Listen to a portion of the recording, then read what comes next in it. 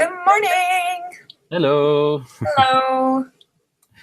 So, should we link it on the social media before we start? Yeah. I wonder if it's going to appear on my channel as well. We're so new at this. I know. I wonder. I look like such an old lady. Like, I should have a bun in my hair. I don't think it's showing on my channel, but I guess never mind. I'm not sure. Because we did make it work last time, didn't we? Let's see. In the bottom, I have links. Unless I need to also create a thing, or otherwise, never mind. It's fine. It's fine. It's fine. It's okay. Let's see. What if I can move this over here? Oh, hey, Kel. I'm extra second on your first yell. Yay. How'd you see that? What? Where are you looking? I clicked on the live thing, and I can see the chat. Oh. Nope. But deactivate the sound, though, otherwise you're going to hear the feedback. Oh, on your phone you saw it. No, on my computer. I just literally go on your channel and click on the live video. Oh, go on my channel. Yeah. Oh my gosh, I feel like such a grandma. Elizabeth is like, what's live? Yeah, this is our first time, you guys. Yeah, we're kind of confused. Yeah. Okay, so on your computer, mute. Elizabeth is like... Okay, so there's like a 2-minute delay. Yeah, it's a bit of a delay. Oh, there's Kel. Hi, Kel. Good morning. You should read the messages. Just the narrator. Genius. I narrate the messages? Is that what he said? Yes. I can do that. Oh yeah, do you want Cassidy to narrate what everyone's saying? That would be awkward. Maybe you should act it out as well, doing like weird voices, like, hello. Yeah, you can do everyone's voices. Interpretive dance. An interpretive dance, yes. In the background. Oh, yeah, he and Tut can be in the background, like doing something really awkward. Right, so I'm going to post on my page so people know to join. Yeah. Ooh, 3 people? That's so exciting. Damn. I wonder if everyone's in Japan or in England, because maybe my mom's watching. Maybe it's only our family watching, no one else cares. Yeah. Well, she's like, I have a patient at 7 o'clock, but I'll try and tune in. So it's cute. So let me find a way. How is life, you guys? Give me the details. I will be the same. I'm way too nervous to do live. I'll F it up so hard.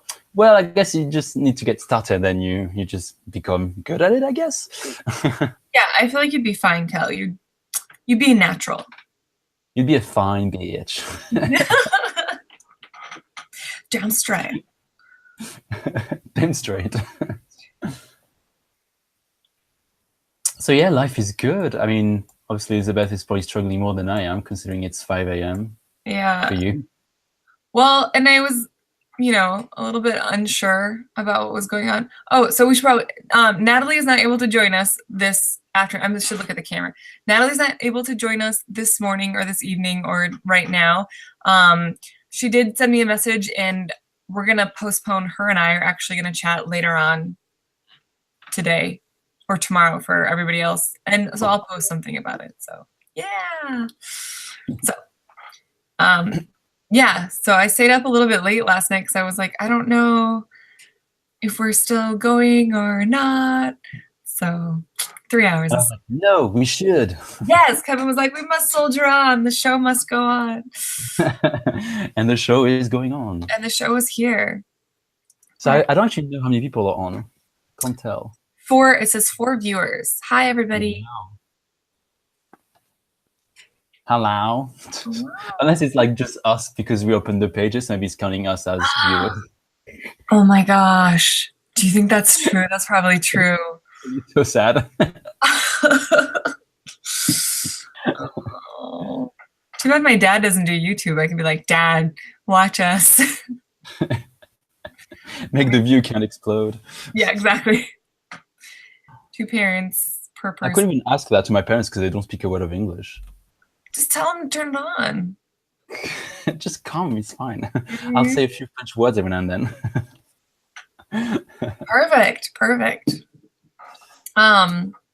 So I don't know. Do you want to dive into our little like question? So wait, throw me in the lava if you already announced this in the video, but I missed it. What was your 5 days to Oh decide? yeah, true. Oh, Yeah. Tell us. so Drum rolls. I suck at drum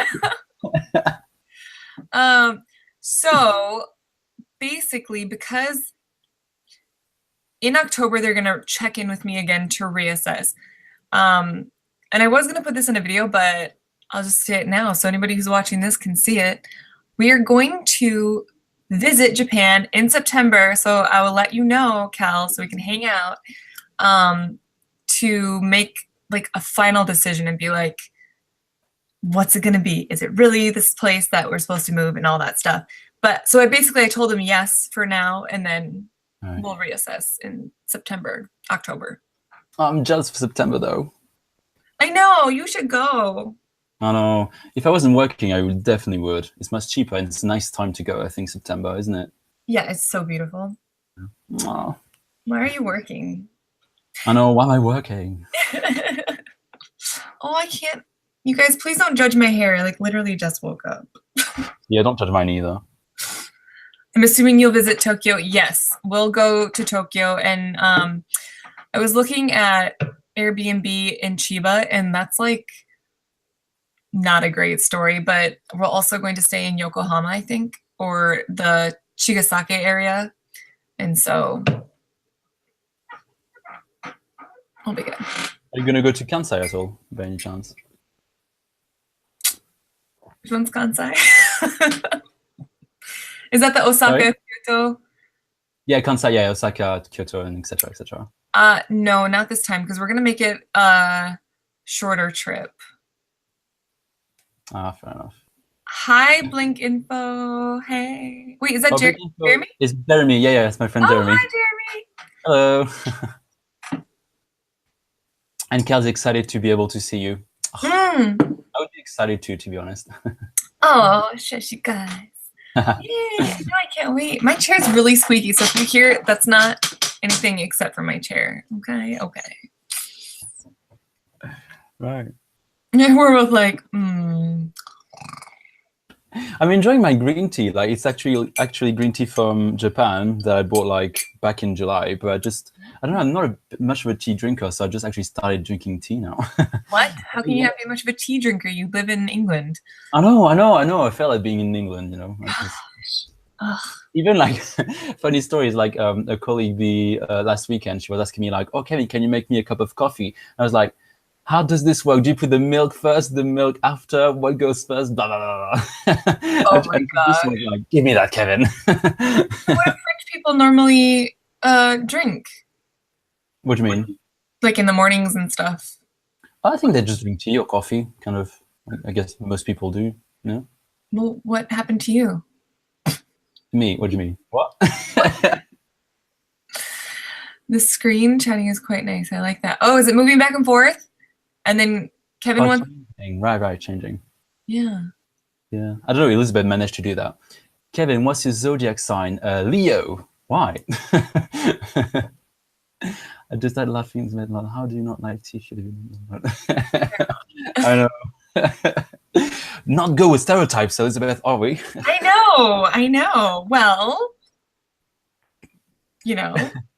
But like, I think I should be drinking more tea, to be fair, but I don't know. I just didn't get around to it. But I will. I mean, I am drinking tea now, so, you know, making up for that. Bravo. I'm also having tea, and I'm having chai tea here with my sad tea bag and an ice cream thing. It's so good. It's like your DIY or hack tips for tea. Like, use a cup to put your tea bag. It said, use your leftover ice cream thing. And save paper, guys. Exactly. Recycle, reuse. All about that. That's why. So if you guys see me drinking this, it is not wine. It is water. Definitely wine. Shut up! No, it's not. I don't. Except for Kel said he's drinking a strong, so. So actually, you guys didn't know, but actually we're going to be drunk by the end of the live stream. Yeah. That's so weird. This is vodka. So yeah, Kel said too. He's like, I'm gonna be drunk by 10, or in 10 minutes. Oh my gosh. Well, for Kel, it's okay because it's like 9 p.m. in Japan, isn't it? Mhm. So it's acceptable, I think. It's after dinner, so it's okay. But you'd be weird with. What are the rules in Europe? Is it more like after dinner, or do you have the 5 o'clock rule? Well, I guess you can drink whenever you want, but I think it's a bit. I mean, I see it as a bit weird if you drink before dinner or like. Actually, no. Actually, before 5 p.m. I guess. Yeah, before you would see a bit seen as a bit odd. Like I guess. Okay. I wouldn't normally drink before that anyway. So it's like day drunk is kind of unclassy. Yeah, it's a bit odd, I guess. I don't know, it just feels like too early to drink. I don't know. Is it the same in America? I think it is, yeah. I mean, they have this thing like on Sundays where it's like brunch and mimosas is kind of like the bougie thing to do, but yeah. Or if you have a barbecue or a cookout or something, people have beer and stuff then. Right. Maybe I could see like the live show, like there's like 2-minute delay. It's crazy. I know. Like you just about show your tea bag. That was like 10 really? Oh my gosh, I'm not even so looking. funny. So Kel, yeah, and tomorrow is the YouTuber Hanami in Tokyo. Oh, and it's Are you going? Hanami is like the cherry blossom, isn't it? Which Cherry is blossom, yeah. Yes, saturated with pollen. Oh yeah, I've heard of people like getting quite ill and getting allergic attacks during that period in Japan. Yeah. Oh my gosh. Oh well. Watching the stream from restaurant. Woo woo. What are you eating? Consumers everywhere. Oh my gosh. Well, thank you guys for tuning in. So I don't know if we should get started. Should we wait for more people or? Well, it says we have 7 viewers, but 2 of them might be ourselves. So. Oh, and Cassidy's one of them. And Cassidy. Yep. He's in the bedroom now, trying to go to sleep, watching us. We'll lull him to sleep. Oh dear. Well, it's up to you. We can start if you want. I don't know. It's up to you. Well, let's start then. Okay. Oh. Wait, Kel, would you not miss this for the world or the Hanami for the world? Yeah, because we got a 2-minute delay, so bear that in mind. Yeah. Choose wisely on that answer. I'll assume it's us. It has to be, right? Come on, I mean, Seriously. Hanami and us. What's better? It's like, Okay. So yeah, the live stream. Of course, that's right. Duh. Thanks, Kel. Oh, we've got a question from Jeremy. You might want to answer that.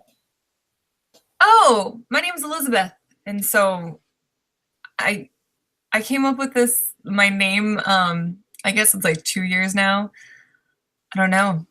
I don't know. It's not as mystical as you might think. Yeah. I also didn't want to have too much of my personal self on YouTube because people are weird. So. Yeah. It's a good point. Like some people put their family name, but I wouldn't really feel comfortable doing that personally, because weirdos, I guess. Yeah, and I think it depends on where you are, and it depends on. I really think like for girls, it's maybe a little bit worse because sometimes guys are just like real creepy, and like girls don't usually send dick pics, whereas guys do. So. Well. Okay.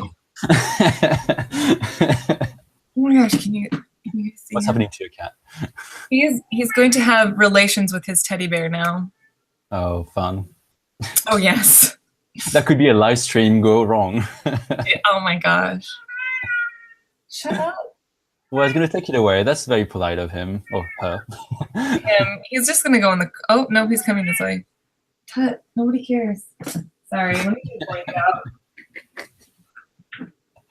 Oh dear, that's live, guys. Oh. Shout out to Toot. So yeah, what's that, Kaiser? Oh, hey, Kid Kaiser. Take 2. Shout out to Todd. I didn't say joke. I didn't get it. Oh yes, because the last time, so remember when we were just practicing, that went live a couple of times. Oh yeah, that's true. Oops. I know. I had a gal, she's like, hey, we can hear you. And I was like, what is she talking about? And then I was like, oh my God, we're live. Hashtag amateurs. Oh, for real. Jeez Louise. Oh. Well, at least you weren't doing anything appropriate. I mean, you were dancing at some point. And I think that's the part that was live, because I was like, I can do whatever I want. Awkward. Well. Oh, cringe. You danced. I did. Oh my God. It's a good thing it was like 30 seconds or less. And I even told you, like, Elizabeth, I'm pretty sure we're live. Why are you dancing? Oh my gosh. Actually, speaking of, we're saying like guys tend to be more appropriate towards girls than girls towards men, and it kind of reminds me of the awkward, like very creepy message I got on my live stream, but also the one you got in your comments, about like making love with a Japanese boyfriend or whatever. Oh, 3 times a day, but really, that would make me really good at Japanese. Also, I love like, oh, but you seem to have settled with one already. What a shame! Like, what? What do you mean? What a shame? I don't know. Well, because he's not Japanese, so maybe. Yeah. But also, that person knows you, obviously, because you have to kind of know your channel to know you're dating someone, right? True. Oh, true.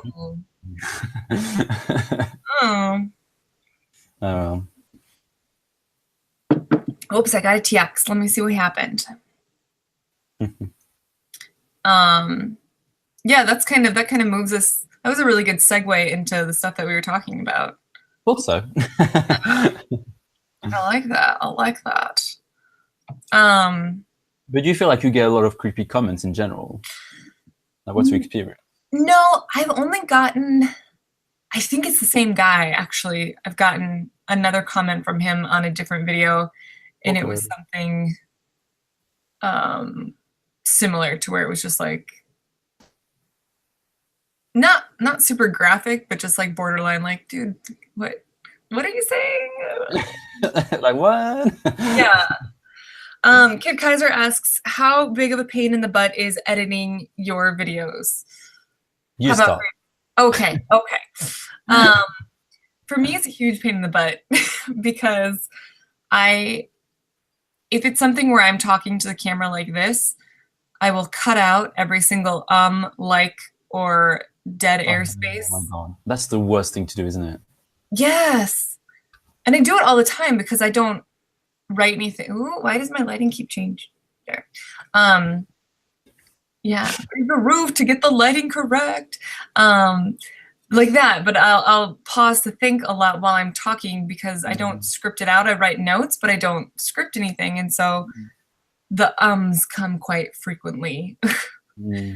Or like comes a lot. And then I'll add in all the titling, all my little comments on the side, all of the transitions and stuff. And like this last video that I've been working on for the last, how long has it been since you last asked me when I was getting a video out?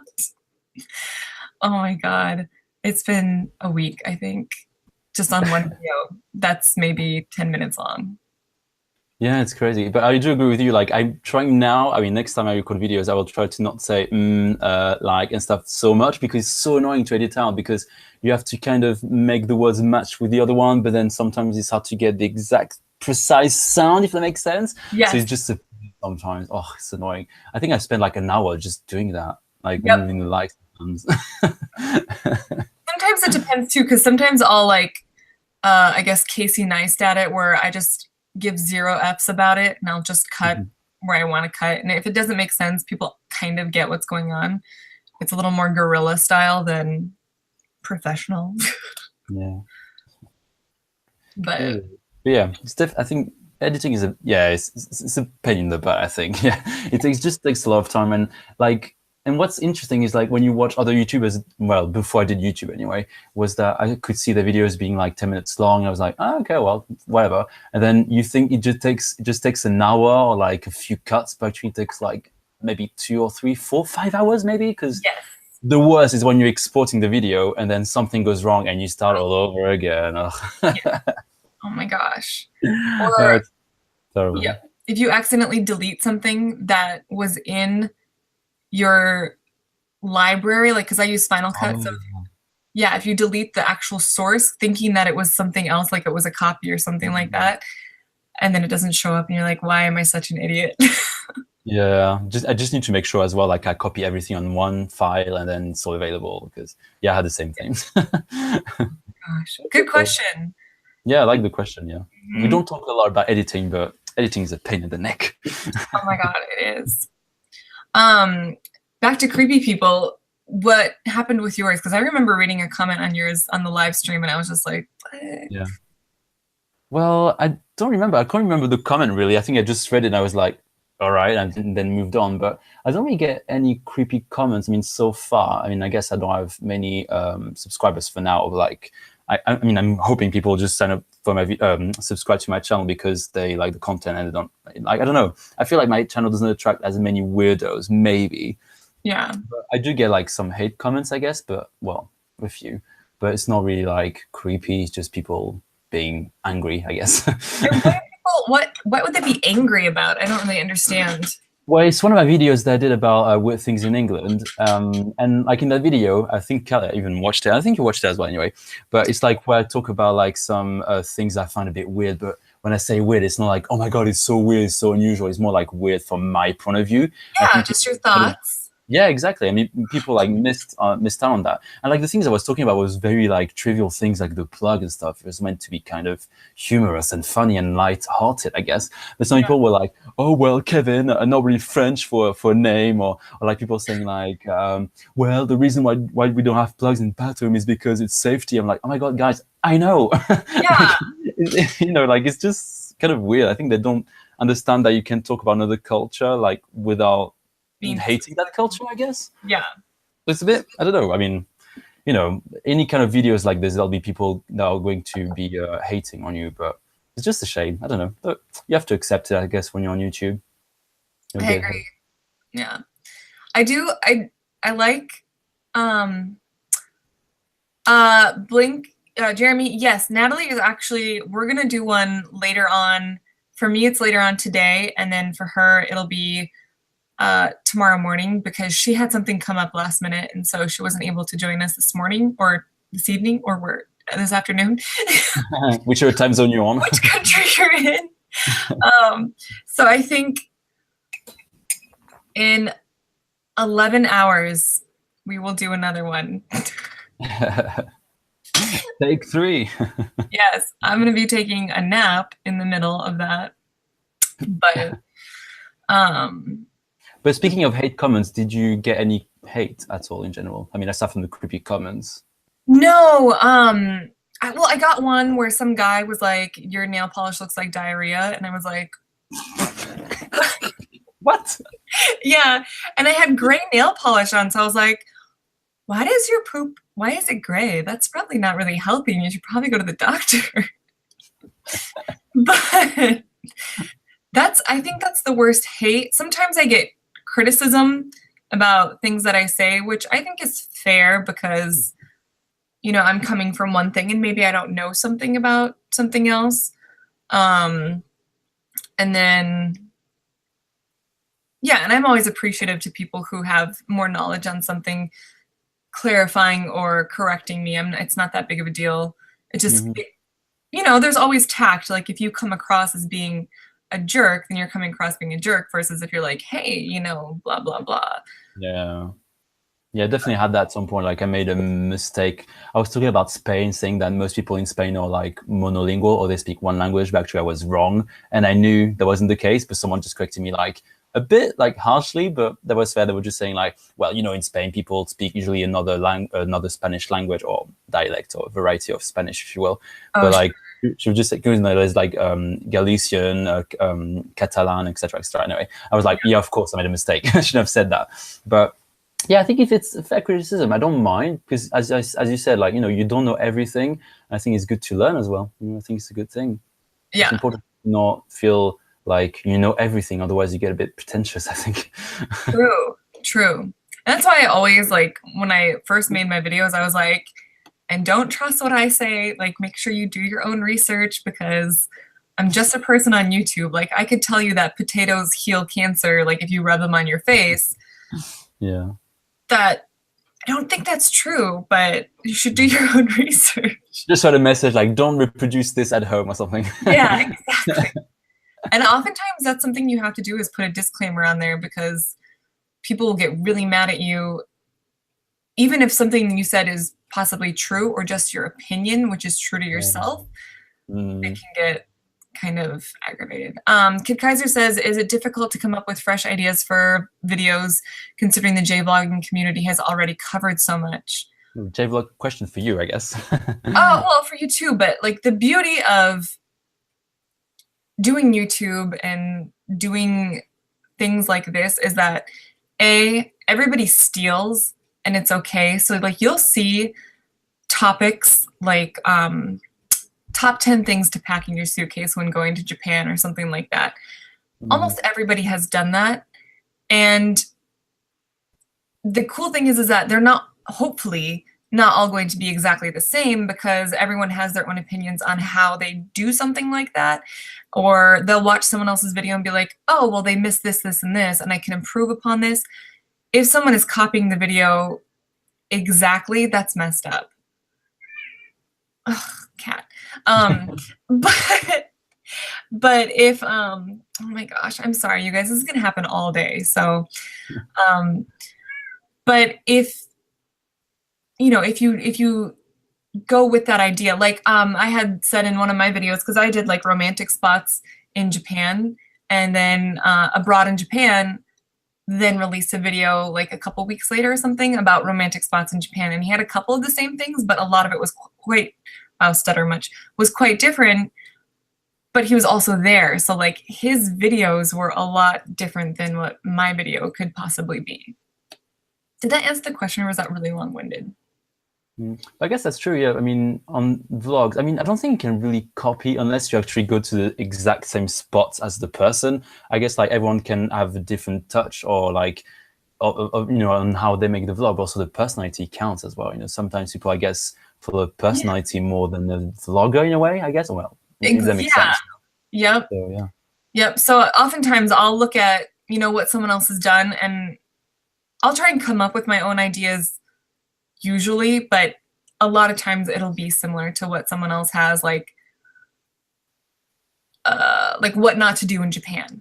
I mean, that's something that I think is really interesting, and my viewers may not have come across their videos, like other people's videos, but when I say something, that might then prompt a video in their stream to pop up, so then they can watch somebody else's video on what not to do, and maybe it all has the same thing, and maybe it has different things, and so that's good. And then, yeah, there are definitely times where I'm just sitting there like, what do? I have like this notebook that I keep all of my ideas in, and I just write like all of them in here.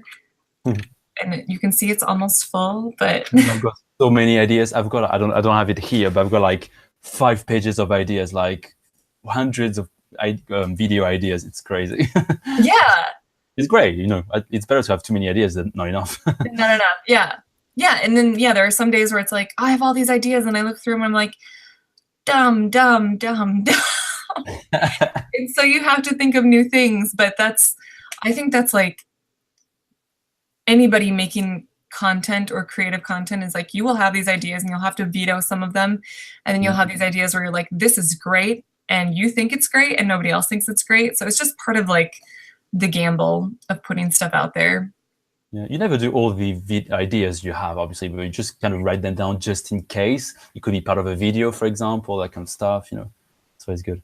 Yeah. There's nothing worse than not writing an idea and then being like, what was the idea that I had? Oh, I hate that. So I use my phone, like whenever I've got an idea, I write on my phone and I put an alarm so it comes up on my phone later. Yep.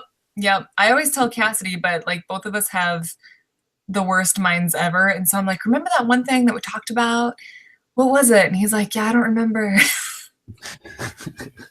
I should have written it down. Dang it. Kel, I think it answers the question well, but also the J vlogger community has become very saturated, so you definitely have to put your own perspective on it. Yeah, I agree actually. There's a lot of J vloggers out there now, isn't there? Yeah. Can you guys all quit? Thanks. I'm just kidding. Just get out of my way. Whoever. No.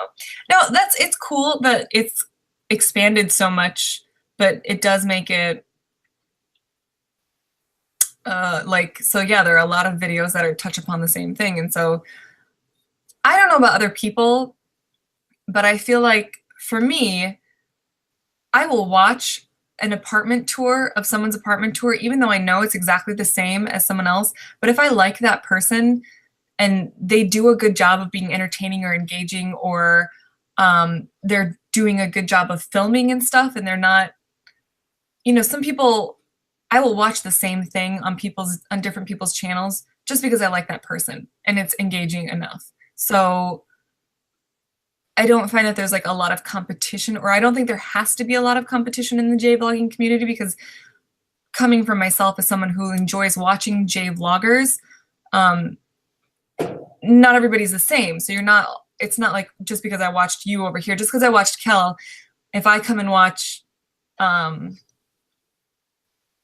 Natalie, I'm not going to get the same thing, but I'm still going to get that subject that I enjoy. So yeah, and I think in like a niche where there's competition, maybe vlogs or any other kind of niches, I think it's all down to what you add, like what the added value of your video. Like if you actually have like good content, or if it's just kind of trash, like Paul Logan, who's, I think I would consider that as being trash and horrible. That's an extreme example, but you know what I mean? Like, it's all about like what you add to the video, and like what, I don't know how to explain, it's quite difficult, but yeah, it's all about like what you put in the work you put, the ideas, the content video. It's kind of like a general feeling, I guess, if you know what I mean. Yeah, I agree. Yeah, you as the person definitely, I think, makes a difference. Like, are you watchable? Are you someone that people can relate to? Because I feel like what I enjoy about most of the people that I watch is like, they're people who, when I talk to them actually in real life, I'm like, oh my gosh, I really like you. And so I like watching you. I like feeling like we can relate and we can interact. And even if we don't actually ever do that, like you still feel a connection. Yeah, exactly. Yeah. Actually, reminds me, it's actually something I wanted to go back on another point. But anyway, we can talk about it now. But I remember watching a YouTuber talking about Paul Logan, and like many people have done reactions to Paul Logan and stuff. So you probably have seen a few of them.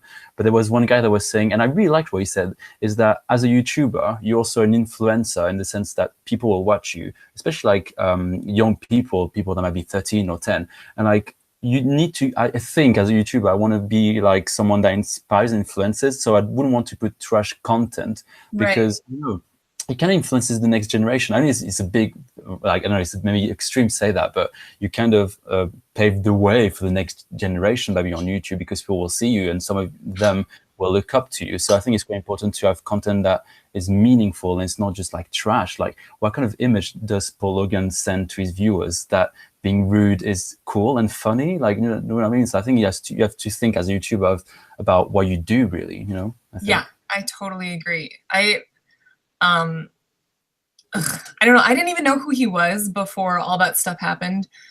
And then I watched and I was like, why does he have 16 million subscribers? Yeah. And I don't know. I feel like he's more like, did you ever watch the show Jackass that was on? Well, a long time ago, yeah. Okay, yeah.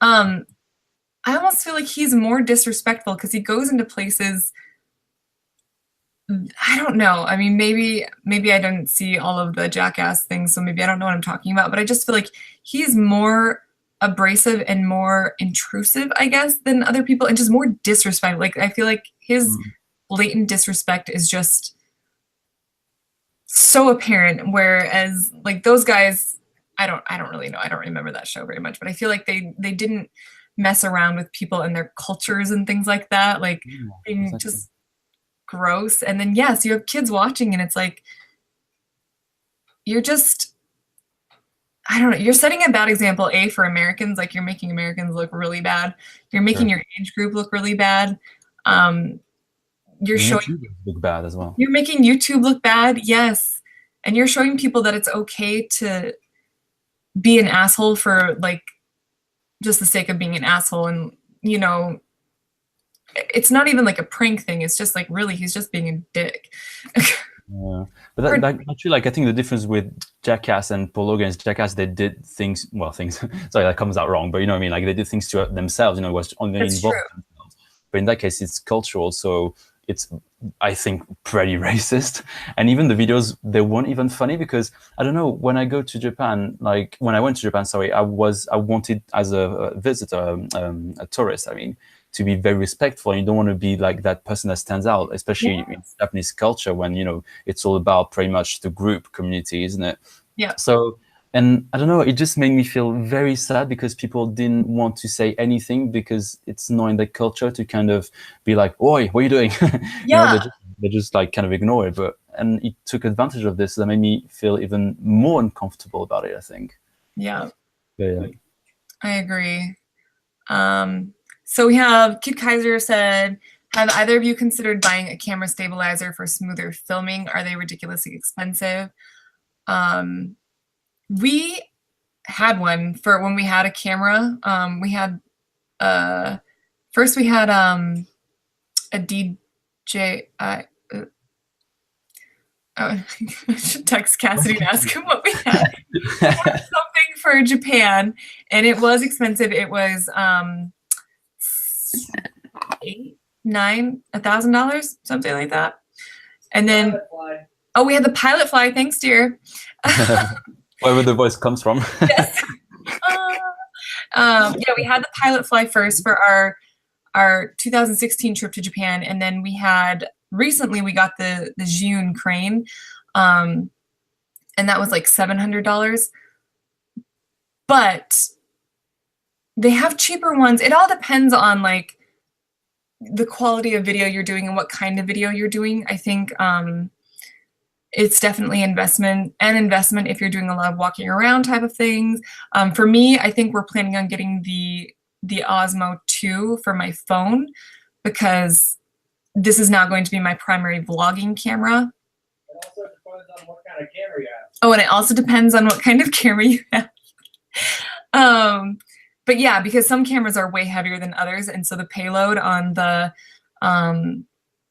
what is it called? The gimbal, they take different weights. And so sometimes the more weight it will take, the more expensive it is if you want it to have smooth footage that actually turns out great. So gosh, I wish I had all that gear.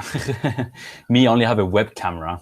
now you have that other camera that you took to Japan with you. Oh, true, yeah. But it's quite a humble camera, let's say. Well, okay, to be fair though, my boyfriend works in the industry, so like he is a little bit gear crazy on this stuff. But good for you though, that's amazing. Yeah, I know. I feel like I'm cheating because literally he like sets up lights for me and he makes my stuff when I do stuff outside of just vlogging, like me walking around that you guys have seen, he makes my stuff look amazing. And so I totally am cheating on that. Yeah, it's a Cassidy. I know. Thank you, babe. But I think it's just a lesson for anyone that wants to do YouTube is to marry someone that has the skills of Cassidy or be with someone. Or marry, why not? Yeah, you know, there are so many videos out there on YouTube where it's like you can become an amazing cinematographer yourself just from watching YouTube. Yeah, true. That's very true, actually. Girl, I'm just reading some comments. Oh, thank you, Cal. You're so sweet. He's right, though. That's very true. Well, I don't know.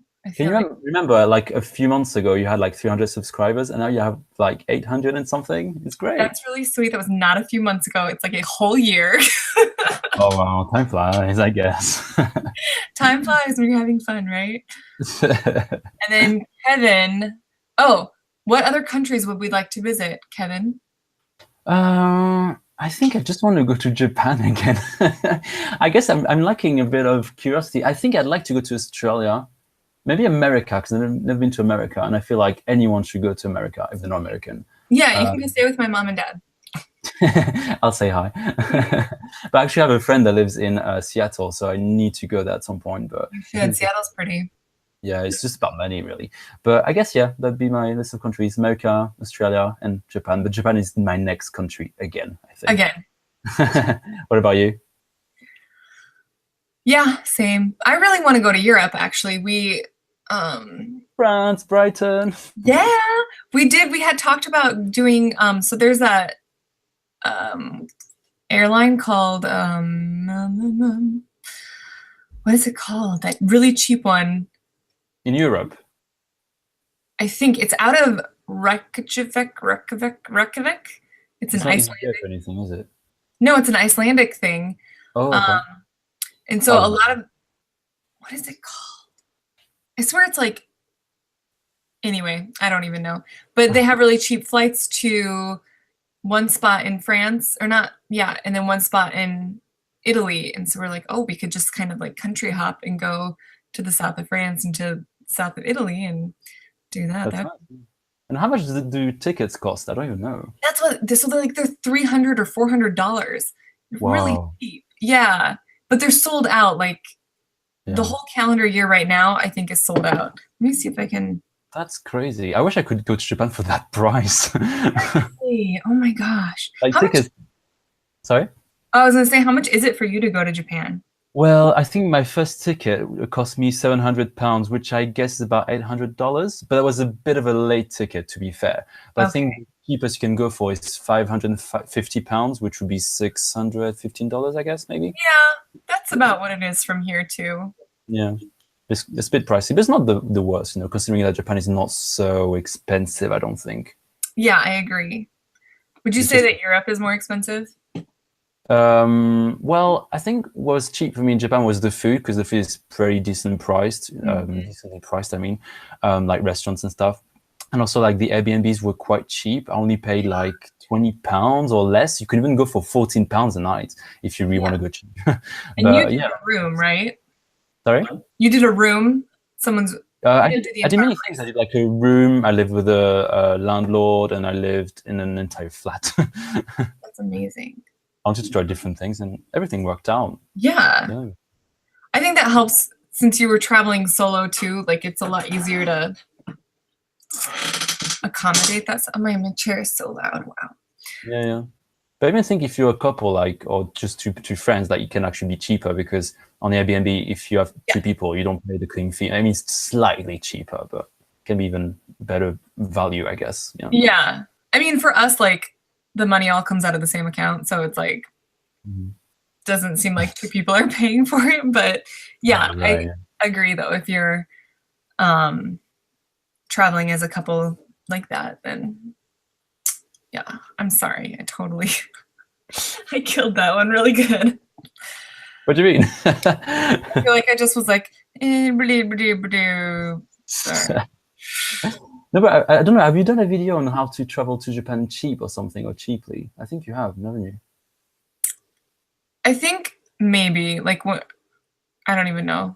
Like some tips. Maybe I should do a video like this. I still haven't done a video about going to Japan. Which Yeah, was- you should. Yeah. I got so many ideas. Oh my god. Yep. I don't know if I did a cheap one. I think I am cheap, and so anything that I suggest was for cheap people. Yeah, but I'm cheap as well, and I think it's useful for many people. So Yeah. I just noticed you have a mic on. How's that working? It sounds great. say again. I said you have a mic on. I just realized. Yeah, it's there. You're so fancy. It's very weird. It sounds better than when I do videos with it. I don't know why. There isn't like a what's the word? Background, a noise. There Static. isn't. Anyway, yeah. So Kid Queso, Kevin, one language besides French. I love the besides French. Do you think is the most romantic? Ooh, for some reason, it's not some like people don't really go for that language, but I think Japanese is pretty romantic, and English as well. Really? Yeah, I think I like the reason. I think one of the reasons why I learned English was because I thought English was quite romantic. I don't know. Really? English? Yeah, I don't see French as romantic. I guess because it's my native language, but Yeah. I think English is very romantic. Or Why? like Chinese as well. I don't know.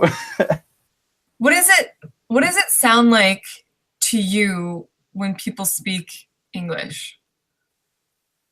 Actually, there's a video about this on YouTube. I don't know if you watched it, like what No. English means to foreign people. I've heard, and like I I'll send it would to think, you then. yeah, like But, when I think of like French, I'm like, you know, like there's like a sound that you associate even though you don't know the words. I don't know what it sounds like. It's hard because I think now that I'm like fluent, like I know when I was younger and was singing in English, I was like, nim, nim, nim, nim, nim, nim, like, but it was like that. So it was just bullcrap. But now I can't do it. Like for me, English just sounds like it sounds to you, I guess, English because I understand it. I don't know. Yeah, that's true. But I don't know. It's really hard to say. I think it just sounds cute, especially like different accents. Like, you know, I fall for the Australian accent. Oh yeah, you love the Aussies. The goofy accent. So funny. Oh my It's so gosh. cute. Cal said that he thinks English is gross and he's watched that and it sounds like The Sims. I've never Yeah. I've never watched The Sims. Or played The Sims. I don't even know what that. It's never too late, Elizabeth. Do I need to do it though? Like, am I missing out on some kind of cultural experience? The Sims is amazing. I spent like hours and years playing The Sims. I played the #1 Sims all the way through to the 3rd or 4th, maybe, I think. Oh my gosh, my great. coworker. He says the same thing. He's like, you can build people's lives. And I'm like, You can destroy them as well. oh my gosh. It's never too late, says Cal. But I do agree because like the video like sounds like it's weird because this video is amazing because it sounds like it's English, but it makes no sense, which is impressive, I think. Really? Like linguistically speaking, I think it's interesting because they reproduce the sounds of English and they manage to have something that sounds right, but doesn't mean anything. It's impressive, I think. I feel like that with like Chinese. Whenever people come into my store and they're speaking Chinese, I can always recognize it because there's like, and I'm not sure if it's Cantonese or if it's Mandarin, but there's like a lot of like you know, like that kind of sound. Yeah. So I'm like, oh, you must be Chinese. Yeah. I also like Japanese. Well, I've compared Japanese to Chinese, but it has like a tone. So like they will. I mean, obviously I don't speak Japanese fluently, but they're like, kara, yeah, like rhythm. So if I like, I remember a Japanese friend asked me like, "What does Japanese sound to you?" And I was like, I was doing that like kara, like made desu, or like stuff like that. Yes, I agree. So Kel, oh my god, it's no, You're like a terrible person. my siblings will over this full when they're food the fast friend and they would pee and shit on themselves. I have totally done that before. Oh my god. And like you can set them on fire as well. It's great. Shut up, really? Yeah, you put them in the swimming pool, you remove the ladder and they just die. And then I had a museum of tombs and stuff. Great, amazing. You guys are some messed up people. I think I should end this live stream. I'm just kidding. I think you missed out on, you know, a great game. Did I? Oh gosh. Tell you or not do what I told them to do. Yeah. It's like the karma for sins. You didn't obey me, you die. I am God. You are God. That's the thing about it. It's Oh a great game for psychopaths like me. I guess at least that's where you can like let out your psychopathic tendencies and just have it trapped in the Sims world, like all your Sims people, versus like putting it in the real world, right? I think it's like what you call like cathartic, you know, that you just do what you want to actually do in real life. And I used to create like Sims called like people that I hate in real life and kill them or marry them with ugly people, like just random crap like that. Oh my god, like Becky from high school, I really hated her and she dies all the time. I'm gonna make her lose a job and be single forever. I'm like really unattractive now and never get a boyfriend. It makes me walk down memory lane. Yeah, I hate Becky. I'm just kidding. I didn't know a Becky. But what did you play when you were younger then? Like, did you have any games in particular? Not really. My family, I was not the gaming family. Like my neighbor, he had all the games, and so I'd always love to go over there because he had like Mario and he had oh yeah. What else did he have? He had all the systems, all the stuff, Wii and all that stuff. And I had my mom, was very nice of her, but she got me like the old school Game Boy when there's like several generations of Game Boy already out. But I got the old like gray brick, and then she got me one game which was Tetris, and then and then she got me Page Master after a little bit, and that was actually a fun game because it was like as close to Mario as like you could get. Yeah. That's my sad existence. in life. But they're cool games. But I remember now, like, it makes me think sometimes when I was younger, I could spend like hours on Tetris, and I'm like, this is boring. Like, you just do lines. Yeah, so true. I used to watch people play. Oh, go ahead. We just become blasé, I think, with games. Well, the old That's true. games. That's true. There's so much, like the technology is just crazy, like, as we sound like old people. So you were saying? Oh, I used to watch one of my neighbors, their dad played Doom. I don't know if you... I heard of it, but never played it. I'm not a big video game person, but no, I'm not I've heard either. of it. But it was scary. Like, it's like one of these like monster games where the monsters come out and eat you and stuff, and it scared the crap out of me. But like one of those things where it's like you like being scared at the same time. So I'd watch it like. It reminds me of a game I used to play, well, briefly when I was younger, was I think Resident Evil? I think so, yeah. Sorry, because I know the name in French, so saying it in English sounds weird. Oh, what is it in French? Oh. No, like whenever I know like a name, an English word in French, the French pronunciation is stuck with me. Anyway. Yeah. So this game you have to like go down a kind of alley, and then it was like very dark. And when I was young, I was like 7, like then I carry on, like monsters attack you, and I was like, oh my god! And I'd turn off the game. I'm like, I don't like this game, and I would play again and get scared again. Yeah, that's how I was with 007. Like that, like my heart would be going like this, and I'm like, where's the guy? Where's the guy? Yes. Oh my gosh. Okay. Anyway, what were we talking about? Video games? Oh yeah, Sims. Oh yeah. Oh dear. So I let you lead the conversation if you want to move on to another topic, maybe. Oh yeah, I was just going to that, trying to find my notes on here. We kind of talked about different things at random times. Yeah, we touched on some of these for sure. Well, I guess like, so one of my questions was, why are we doing YouTube? Like what made you start doing YouTube? It's quite a hard question to answer, actually. I think there's a few reasons, but I guess the main one was that I was kind of curious about what it was like to do YouTube videos, because, you know, it's kind of like, it seems like it's all great and like people, they're famous and have lots of subscribers. And I was like, oh, it'd be interesting to like know what it's like to record a video, like listen to myself and create stuff and having people like interacting with me and stuff. So I think I was kind of curious about it. Yeah. I think the second reason was to also kind of share what I like doing, which is like languages and talk about culture a bit. So I just kind of wanted to have a platform to share that, because I feel like, you know, I was boring my friends with that stuff. So I need to find, you know, people that actually care about this stuff. I can leave my friends alone. Oh my gosh. So yeah, I think that's the main reasons, I think. What about you? I think I started after our first trip to Japan. And after I watched so many YouTube videos to prepare for Japan the first time around. And I was like, oh, I could do this. I now have experiences there. And there are things that people didn't touch upon that I wanted to know when I was watching the video. So I was like, well, maybe if I wanted to know that, other people would have wanted to know that. So I'll start making videos. Yeah, I think it's important when you start doing videos is to feel like you're going to add something and not just going to do something differently but the same. You know, you want to add something new, I guess. I think it's quite important for sure, yeah. Yeah. And then Kid Kaiser says, how self-conscious are you when you're recording in public? That's a good question. I'm so self-conscious. Like, I don't like if Cassidy's not with me, I'm always like, so I'm over here, like, I'm recording. Please don't look at me. Under your coat. Yeah. Sure. Yeah, I'm the same actually. But weirdly enough, like in Japan, I was more comfortable because I didn't feel like people understood English, so it's a bit more okay. Though I would still try to hide in like small streets and stuff when I was talking, because I don't know, it's a bit awkward to talk to a camera.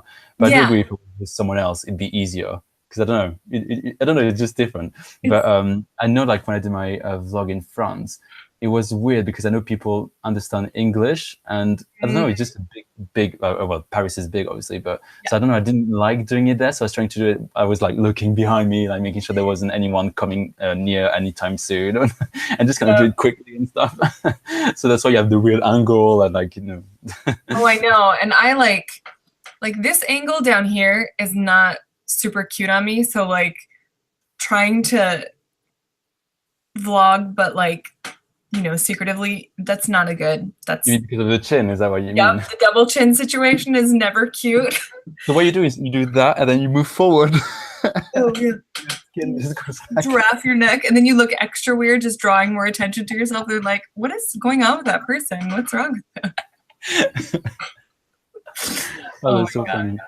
But how do you feel about recording in Japan, though? I'm sorry, my nose is so itchy. We didn't really vlog that much in Japan. The couple videos I did like with like the Tokyo Banana and stuff, we found a quiet spot and just recorded there. Like there was no one around, so it wasn't that scary. When someone has a professional looking camera and you're recording with them, it's less awkward because you have someone sharing that experience with you. It's not, you're not by yourself looking like a weirdo talking to yourself. Yeah, and then also people, they're curious and they stare, but it's also like they comprehend what's happening versus when they see you in just like a camera like this, they're like, that person's insane. Like, bottom line. But also, I guess people are more used to people vlogging in general. Like people know YouTube, so Yeah, I do think it's becoming more apparent or acceptable or accepted. yeah. But it reminds me of Jeremy on one of his vlogs. Sorry, he was on the metro, on the tram, I think, in Montpellier, in the south of France, and then he was like recording himself on the on the tram, and then like some people commented on what he was doing, and they were like, "Oh, like he's gonna get 2 views, boo," and just making fun of him, and like Oh, that's he funny. approached them and being like, "Well, you know what, guys, I've got more than 2 views on my channel." Boom.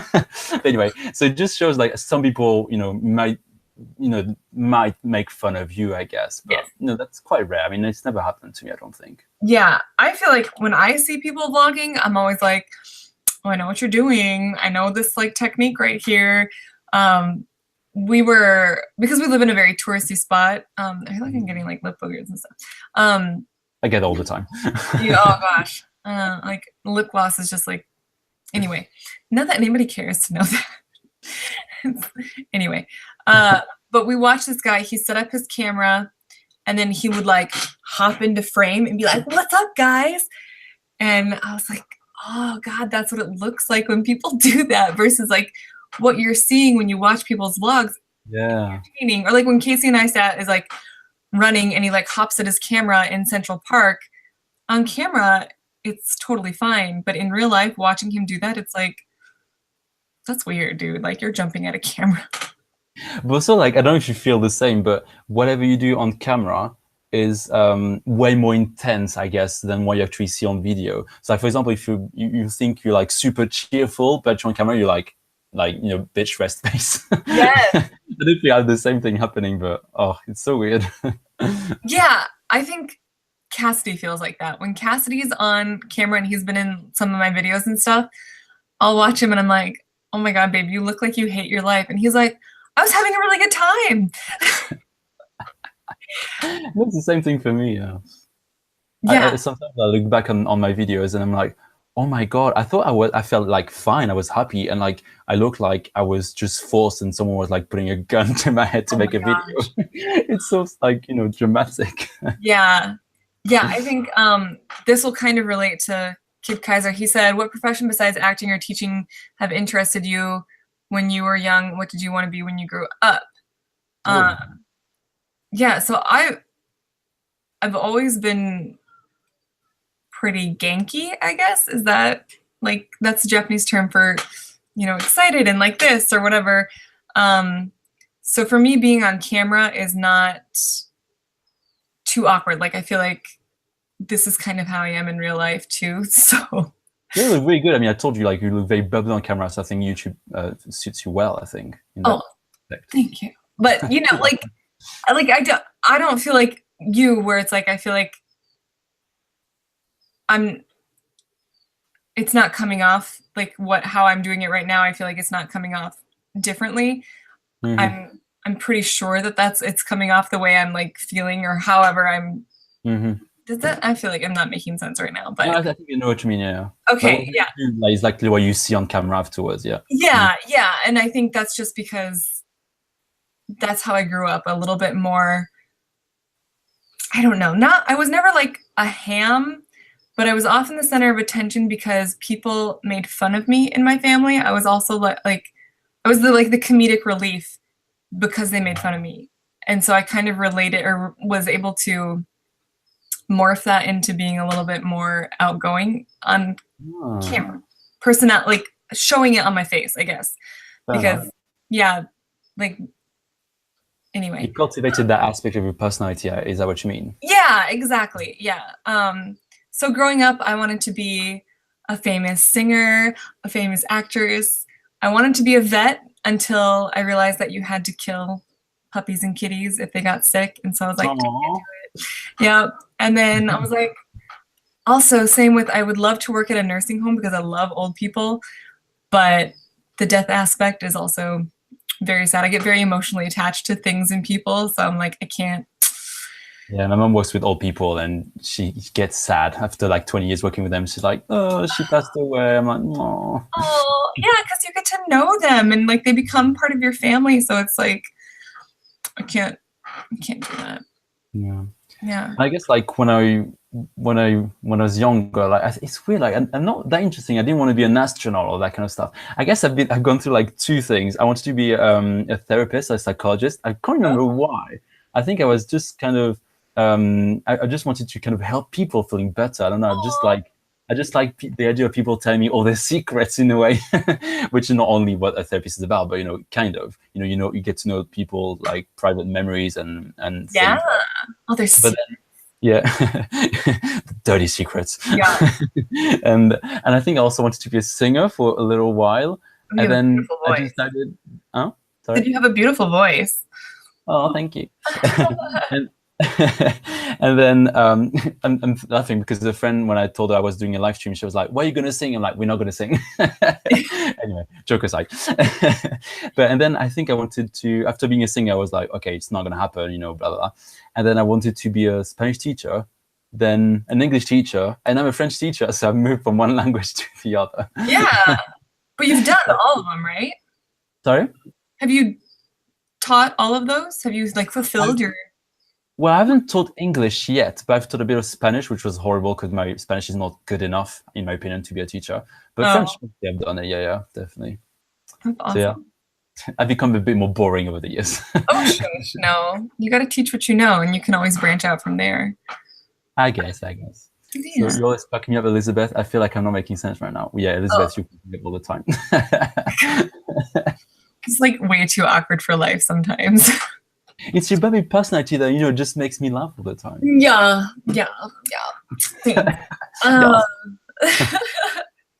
And then, any family or friends ever give you negative feedback about you wanting to be a YouTuber? Oh, I haven't had anything negative so far. I don't even think my mom realizes I'm on YouTube.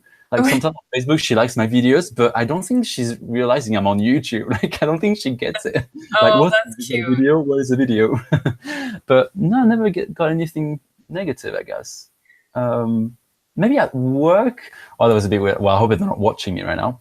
Ooh. But like one of my colleagues, nothing bad. One of my colleagues, though, she was like mentioning in front of my colleagues and the residents I work with in the care home. Like she was like, "Oh, like have you guys seen Kevin's videos?" And I think she was kind of trying to make me feel not bad, and I wouldn't say bad, but like kind of put me on the spot, I guess. I was just like, oh yeah, well, if you guys want to watch my videos, just go on my channel. I was just cool with it. I mean, it's my channel, it's public. Like, if you find it, that's fine. I'm not ashamed of it, So I guess it's the only kind of negative-ish experience, but that's it. Yeah. What about you? I don't know. I have the same thing with like when I was trying to do acting and stuff. I never. Of course, I remember your video. Yeah. The Korean thing, was it? What? Was it a Korean movie? Or was it in Korean? Oh yeah. Yeah, I remember that. It was great. Yeah. Well, so it's like I always feel embarrassed to like say to people that I'm an actor or whatever because I'm not yet. Like I've only done it where I've gotten paid like 3 times. I've done a couple of commercials and that's it. But I don't feel like that qualifies me. What? Are the commercials on YouTube? I want to see them. I don't know, actually. One of them was for Google, so I feel like it should be out there somewhere, but they need don't to find send them this to shit. you. Yeah. I don't know. Maybe, I don't know. But like, I'm not in them for very long. It's like a few seconds Right. at best. But funny story, my friend was having her baby in a different state, and she said she looked up on the TV and she was like, "Oh my gosh, was that Elizabeth? Baby." I was like, You make women give birth. yes. I'm glad I could be there for you, friend. I was there and I didn't even know it. But oh my gosh, that was so funny because I was literally on that commercial. It was my very first one, and I was on there for literally 2 seconds. I'm handing someone like a piece of paper, and then they cut away from me. So, but it's the same thing with YouTube. Like, I should give 0 Fs about it, but I feel a little bit like people don't understand what it takes to do YouTube and the amount of effort and time and discipline. Like, if you are actually doing it on the regular and it's something that you are Committed to, I guess. Yeah. Yeah, that you're committed to and that you treat like a profession, people don't take it seriously. So if you tell someone that you're a YouTuber, they look at you like get a real job type of thing. So I don't often like to tell people. Also, there are certain people that I don't want seeing me. So like my coworkers, I feel like I just recently told them, and I've been there for 1.5 years.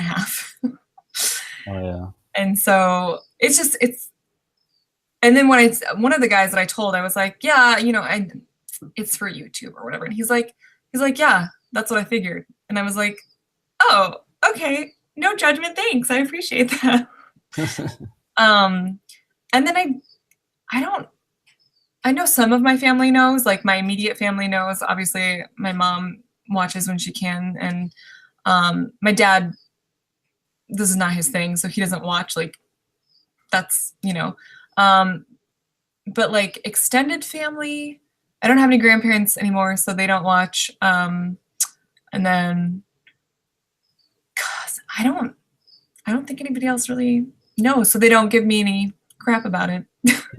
Yeah, I feel like my friends don't really like. I don't know if they don't care or they just. I don't know. Maybe it's some. I mean, I think my channel is very specific. So not everyone's going to be interested, but Yeah. But I don't care about the fact that like I didn't tell anyone, and like I've got many students, and I don't think they will find me anytime soon because my channel is not big or anything.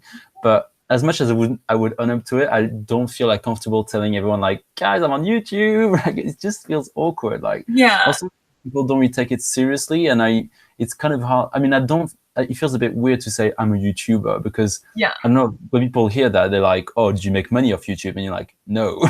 But technically we're YouTubers, but I think the connotation is a bit too strong for me to feel like I am a YouTuber, if that makes sense. I agree too. And I also feel like at this point, I am like, that's what I do. That's something that I am trying to create as more of a full-time thing and actually earn money from it and stuff like that, because it's something I really enjoy and it's something that I hope other people enjoy. But I'm only at, less than 1,000 subscribers. Same with you. Like, we're not at the point, I think, where it's like we can really call ourselves like an established YouTuber, despite how many videos we might have out or despite how much effort and time we put in it. It's kind of like saying you're a doctor when you're still in school type of thing. Yeah. No, that makes sense. Yeah, I feel the same. Yeah.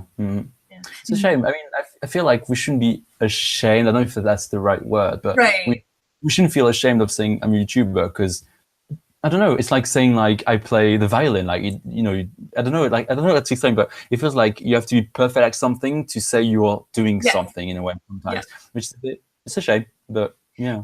Yeah, I feel like it's a double-edged sword on that because I agree. It's like I feel like you have to be a professional at it and accepted within the community as that's what you are before saying it, but at the same time you're doing it and you are pretty much doing the same thing that you would do once you are accepted as that. So what's the big deal? But I also maybe coming from my family, that's a little bit more old school. Yeah, If that's I told them, yeah, if I told them that I was a YouTuber, they'd be like, and then what's your real job? So you make videos. So Yeah. what? Same with the acting though. Like I was the only person out of like my cousins and stuff that didn't go into something like nursing or something where you had to get a master's degree. Yeah. And so a little bit like of like the black sheep. So I think there's some judgment that kind of goes along with it from some people, not from everybody. Like a lot of my family is amazing, but yeah. Yeah, I guess it's that thing, like, you know, people that do like theater or they want to become artists or musicians, like everyone will be like, but like, what about a real job or jobs that's stable? You know, there's this idea that you're wasting your time, which is a shame because, you know, we all need art in our lives, I think, you know, there's value in art. And I guess, well, I don't know if we could call YouTube art, but it's creative, you're creating something. So in a way, it's a form of art, I think. I think so too. Yeah. I mean, we're not the Mona Lisa, but, you know. Sure, yeah, it's not changing lives in that kind of respect, but at the same time, like going back to the editing thing, it takes a lot of time, and there's when people are good at editing, you recognize that and you're like, wow, that was entertaining to watch, or like I like how they, you know, did that transition or whatever. You know, there are things that you appreciate when people have really good editing or when people have really good filming skills, like they do stuff that's different than just like there's good and there's bad. Like you recognize people who do a good job and keep your attention versus people you're like, what the hell are you doing? Like Paul Logan. Yeah. What advice? Kelly's saying the YouTube struggle is real. Yeah, that's definitely real. It is. That's very real for so many reasons. Hashtag truth. So, Kid, what advice would you give to those new posting on YouTube? Wow. I think one of the things I would say is to feel and be ready to show yourself to the world, because it's hard to realize, but you're actually putting yourself out there. Even if you might not have a lot of viewership, there's still eventually people that will see you. So you have to be comfortable with that, which is kind of obvious, but people don't always realize that, I think. Yeah. And that kind of relates to one of our topics is like, how much of yourself do you actually show to YouTube? And I think within that, you need to decide when you are going on YouTube, there are people who bear it all and it works for them because it's something they stick to. So if you're really candid and you're really like opinionated or you're really, I don't know, you kind of have to figure out who you are on YouTube. Yeah. Does that make sense? Yeah, I guess, I mean, I think I choose to be natural, but some people might choose to be more like, I'd say more expressive, I guess, or like kind of create a persona, which makes sense, you know, something works. So I guess it's just deciding what you want to be. It's a bit of an acting in a way, because we were talking about it like a few months ago, but like as much as I think I'm natural, and even people do say when they meet me in person, like when they see me on video, they're like, oh, like it's actually almost like you in real life. Same person, yeah. Which is kind of funny, but oh, where was I going with this? Oh crap, I lost my train of thought. Who you are versus who you are on camera. Yeah, exactly. So you know, it's just about, you know. No, I lost my train of thought. Sorry. Oops. Kevin. It'll come back. But yeah, I don't know. I don't know how to go with this now. No, that's fine. I'll take over for you. No, I'm just kidding. Take over, please. Save me. Well, like, so for me, I don't swear on my channel, even though in real life I swear all the time. So that might surprise people, you know? And like, I also don't talk about my political views or my religious views, because that might keep people away, or that might create a lot of conflict that I don't feel like dealing with. But other people's channels focus on that. Like other people's channels are about like their opinions and how they feel about things, and then they engage with people and get really, and that's part of their shtick. Like Ricky Gervais, like he's not a YouTuber, but if you follow his Twitter, his shtick is to make fun of people and to call people out and to like, he doesn't care if if he's offensive in a way, because to him, he's not offending to offend, he's offending someone who says something stupid to them that he feels is stupid to him, and he'll reply accordingly. But he doesn't like seek out people to be a jerk to. He doesn't troll. But that is his shtick and that's his personality. And so I think that's something that you need to be aware of when you are creating a new YouTube channel. You need to be like, you kind of have to set boundaries for yourself when you're starting out, and they can change, but you also have to realize like the cause and effect of things. So if you're going to be, what is the word, ostentatious and like out there, people are going to react, and that may be really good for you. That might make you trend really quickly because people are gonna be like, this guy he's saying everything that's on his mind and he's crazy and he's la la la. But that, exactly, yep. But then like Logan Paul, it's worked for him being kind of a douchebag. But then there's also on the flip side of it, people might be really turned off by your channel. So I think like for you and I, we started off, and Kel too, we started off talking about stuff that we enjoyed and that we were passionate about and that we felt comfortable knowledge-wise talking about. So if you have something like that, that's when I would start a channel and be like, my focus is cutting open teddy bears to see what's inside of them. Like, start with that and stick to that. And then when you get more subscribers and you get more people wanting to see more of you, then you can branch out a little bit more. Does that make sense? Yeah, but I do agree with you with the fact that it's important to set yourself some boundaries, because like I know some people will be comfortable, revealing their dating status. Some others won't. Others won't be comfortable to talk about their jobs. Like I guess it's just whatever you do, you need to be comfortable. But whatever you also reveal, you need to make sure, like, think of the consequences of what that might be. Sometimes there's no real consequences. Like for example, I guess you telling your subscribers that you're dating Cassidy is, I guess, not a big deal. But some other contexts, there might be an issue for some reason. I mean, I don't have an example, but some aspects will maybe be more problematic. So yeah, but I know like also some YouTubers, they go a bit too far. I'm thinking of Tana Monjo, for example. I mean, I haven't watched a lot of her videos. Kel will know what I'm talking about. She's a YouTuber who does like a lot of story times, and she's like, I don't know, one of her videos was something like a dude banged me with his toothbrush or whatever. Like, was just. Oh, I found that in Kel's video where I was like, what is happening? And she did like a lot of videos, and like it sometimes backfire on her and stuff. But yeah, I think it's just about making sure whatever you talk about and say, you're comfortable with the possible negative consequences of it. So that's why personally, I'm like you, like I don't want to give kind of opinions on like political topics or religious topic. And if I did, I would be very careful not to go into too much detail, because some people might and will actually hate on you for whatever reason, even if you're trying to be nice and respectful and open-minded or whatever, Yeah. So, yeah. And it's. Yeah. Sorry. Oh no, go ahead. I was going to read the comments. Oh yeah. So I was saying, I swore the time it's lost me subs. I feel that I've gained more than lost. I think, swearing is actually an interesting one, because I guess we don't swear, even though we swear a lot in real life. I mean, when I talk to you on WhatsApp, I swear a lot. But yeah, it can be one thing that you need to consider, because I think I don't want to swear, because if someone, if you're looking for a job and people like find your channel for some reason, if you swear, will that look bad on you or something? That can be something to consider. So again, it's a decision to make. It might not matter for some people, but for others, maybe it will. I don't know. Yeah, I agree. I feel like for me, because a lot of my channel has been specifically like how to travel to Japan or things about Japan, I feel like it would maybe sound weird if I did swear. But for you, Kel, I feel like you're doing a lot more like lifestyle and a lot more like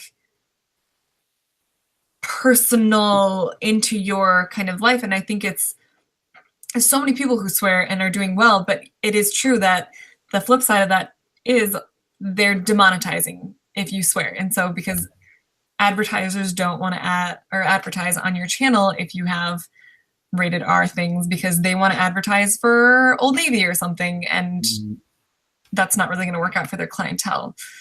Yeah.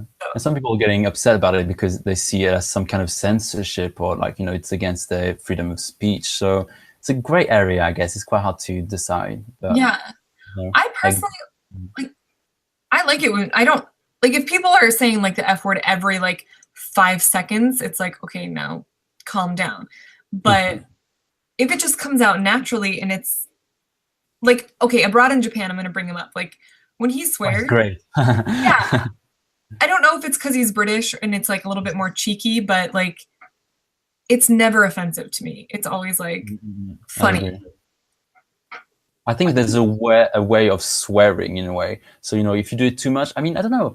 It's weird, like as much as in a linguistic point of view, like swearing is just a way of communicating. So it's not good or bad. You know, it depends on people. But yeah, I know when I watch videos, sometimes if the person swears too much, depending on the topic, I will feel like it's too vulgar in a way. yeah, Like a swear word, but at the right moment, yes. it kind of sounds okay. You can even add to the joke or the value of the video, but it's about gauging it, I guess. But it's hard to set a formula for it, really.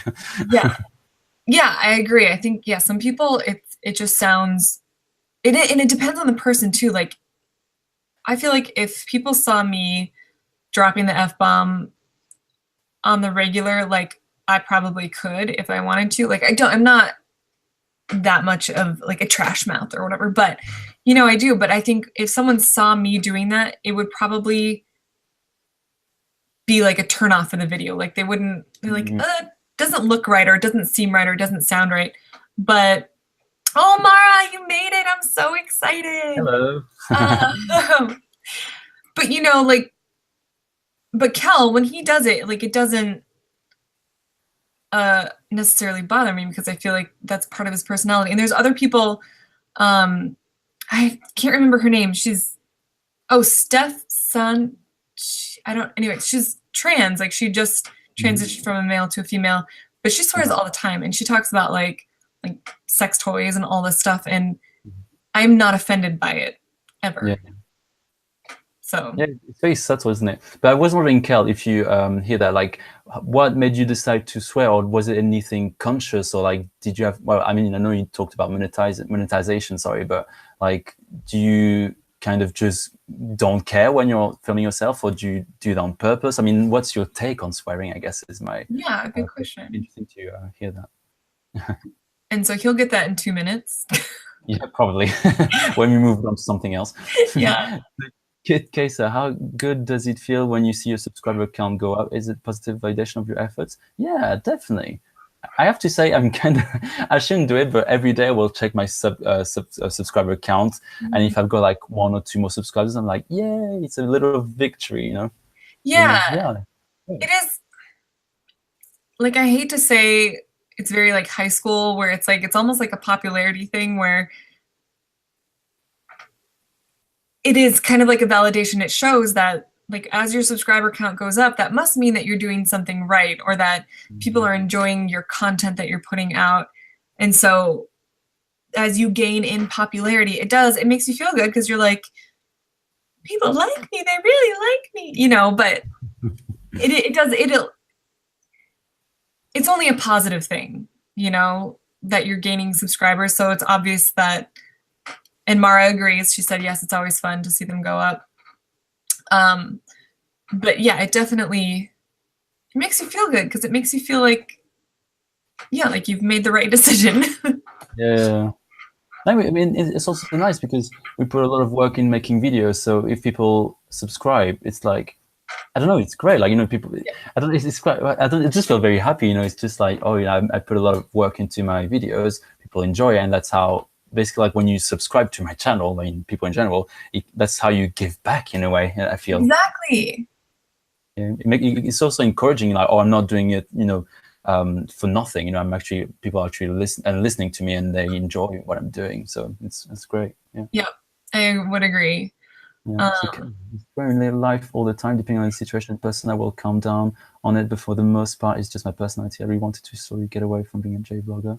Japan is not what I want to do with my channel or lifestyle channel. Fair enough. Yeah, I mean, it happens, I guess, to change a bit, like what you do on your channel. But I think also like something interesting. I don't mean to be too linguistic here about it, but I know like swearing is actually something that linguists study. I'm not a specialist of that, but I know like sometimes swearing can also be a way of that's how you build your personality, and it's kind of part of you. And sometimes I feel like if I'm with a friend, I need to swear. That's kind of how I behave with people I'm close to. Obviously, if I'm at work, it's different. Though with my manager, I sometimes swear a lot because she swears as well. Anyway. Oh yeah, yeah. I love it. But like with your friends, it's kind of like that's kind of how you bond. Even sometimes when you call someone else, "Oh, you're such a bitch," like swearing can sometimes be a thing to make you part of a group. It's kind of what brings you closer, I guess. I don't know if you agree, but Yeah, it's a real thing. People swear as a way of bonding, I think. yeah. I agree. I do think because it's kind of like in Japanese where they have their what is it, tatamai versus something else, where it's like your true self versus your fake self, kind of, or like your front that you put up to society. What's the other word? Kel will know.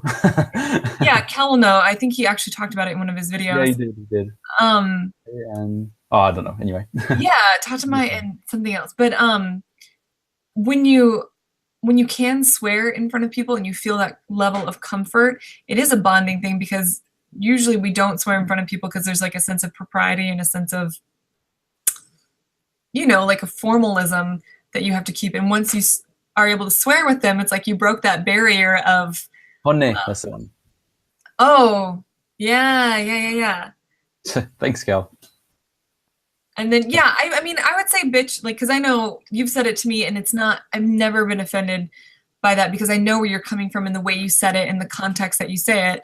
Context is important for sure, yeah. Yeah, I think sometimes it can be used really terribly, and it's always, oh, please blow up our chat. We're all about that.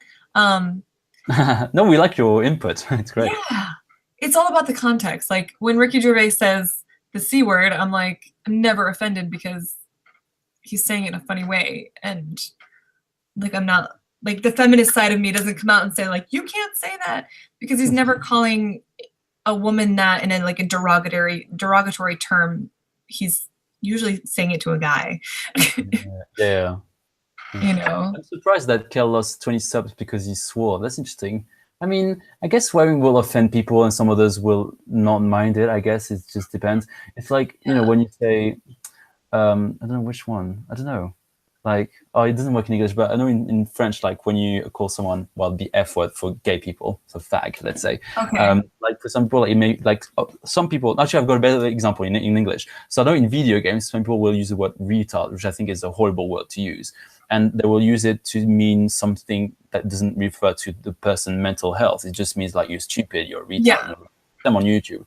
But some people like don't really realize that, they use in a different way, but they don't realize that some people will get offended and take in the wrong way. So I guess it's about, just making sure you're aware of that, and you will offend some people. Yeah. Say the word bitch. Some people may say like, "Oh, you're being sexist," because it used to be used against women. So it's a bit of a tricky one, I guess. I mean, I don't know if that makes sense. No, it does. Yeah. See you, Mara. We'll see you in a second. Bye, Mara. But she's coming back, so hopefully. But yeah, I agree, because there are terms like I don't know if it's just like where I grew up. Like we always say like retarded, like that's retarded, and like it's never referring to somebody who actually has like a handicap or something, because I feel like that's where it's like really cruel. And I know that actually stems from the history of the use of the word, is like back in the day when everything evolves in a PC way, that's what people called people with special needs, and so that then became derogatory because it is not very nice. But it's also like the evolution of like what is politically correct and what isn't. And I think, I mean, yeah, linguistically things keep evolving. Like there are certain words where it's like you would never ever say that word about someone or to someone, and now they're becoming mainstream. Yeah. Again, so I think on your channel, it totally depends on how many Fs you give on that, Sure. Like, and if you, personally, I think some people thrive on that kind of drama and the thrill of having drama. Like it's exciting. Like, I mean, I'm sometimes like if I'm engaging with someone about like a political battle, which has happened on Facebook every once in a while, it's thrilling because you're amped, but at the same time I'm like, God, that's really stressful. I can't deal with that. So I don't do that on my channel. Yeah. But yeah, some people are great at it and some people really enjoy doing that. So Yeah, for sure. Makes me want to do a video on swearing now. good. Actually, it's a very interesting topic, and I think a lot of people don't talk about it. But yeah, anyway, so I just want to say one more thing about, like, you know, the word retarded. I guess there's going to be two groups of people. One group which will be like, it's fine, it's not the same meaning as it used to be. It just means an idiotic person, blah blah. And others will be like, wait a second, like it might mean something else for you, but it still means the original meaning is that one. So I guess you can't really say it's good or bad. I think it's just, you just kind of have to. I mean, it's really tricky because in linguistics, we never say it's right or wrong. It's just kind of like, this is one way of using this word. Some people will think that way. Others people will just be against that. So there's no real right or wrong.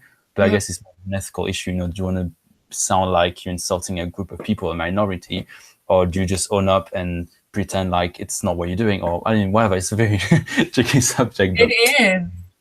I think, yeah, it all depends on like personal experience, and you have to gauge your audience as well. You know, like there are some things that like I will only ever say to Cassidy, like, because I know if anybody else heard me say that, they would think that I'm a terrible person because they're not listening to what I'm actually saying. They're just hearing like certain keywords that trigger them in a certain way, you know?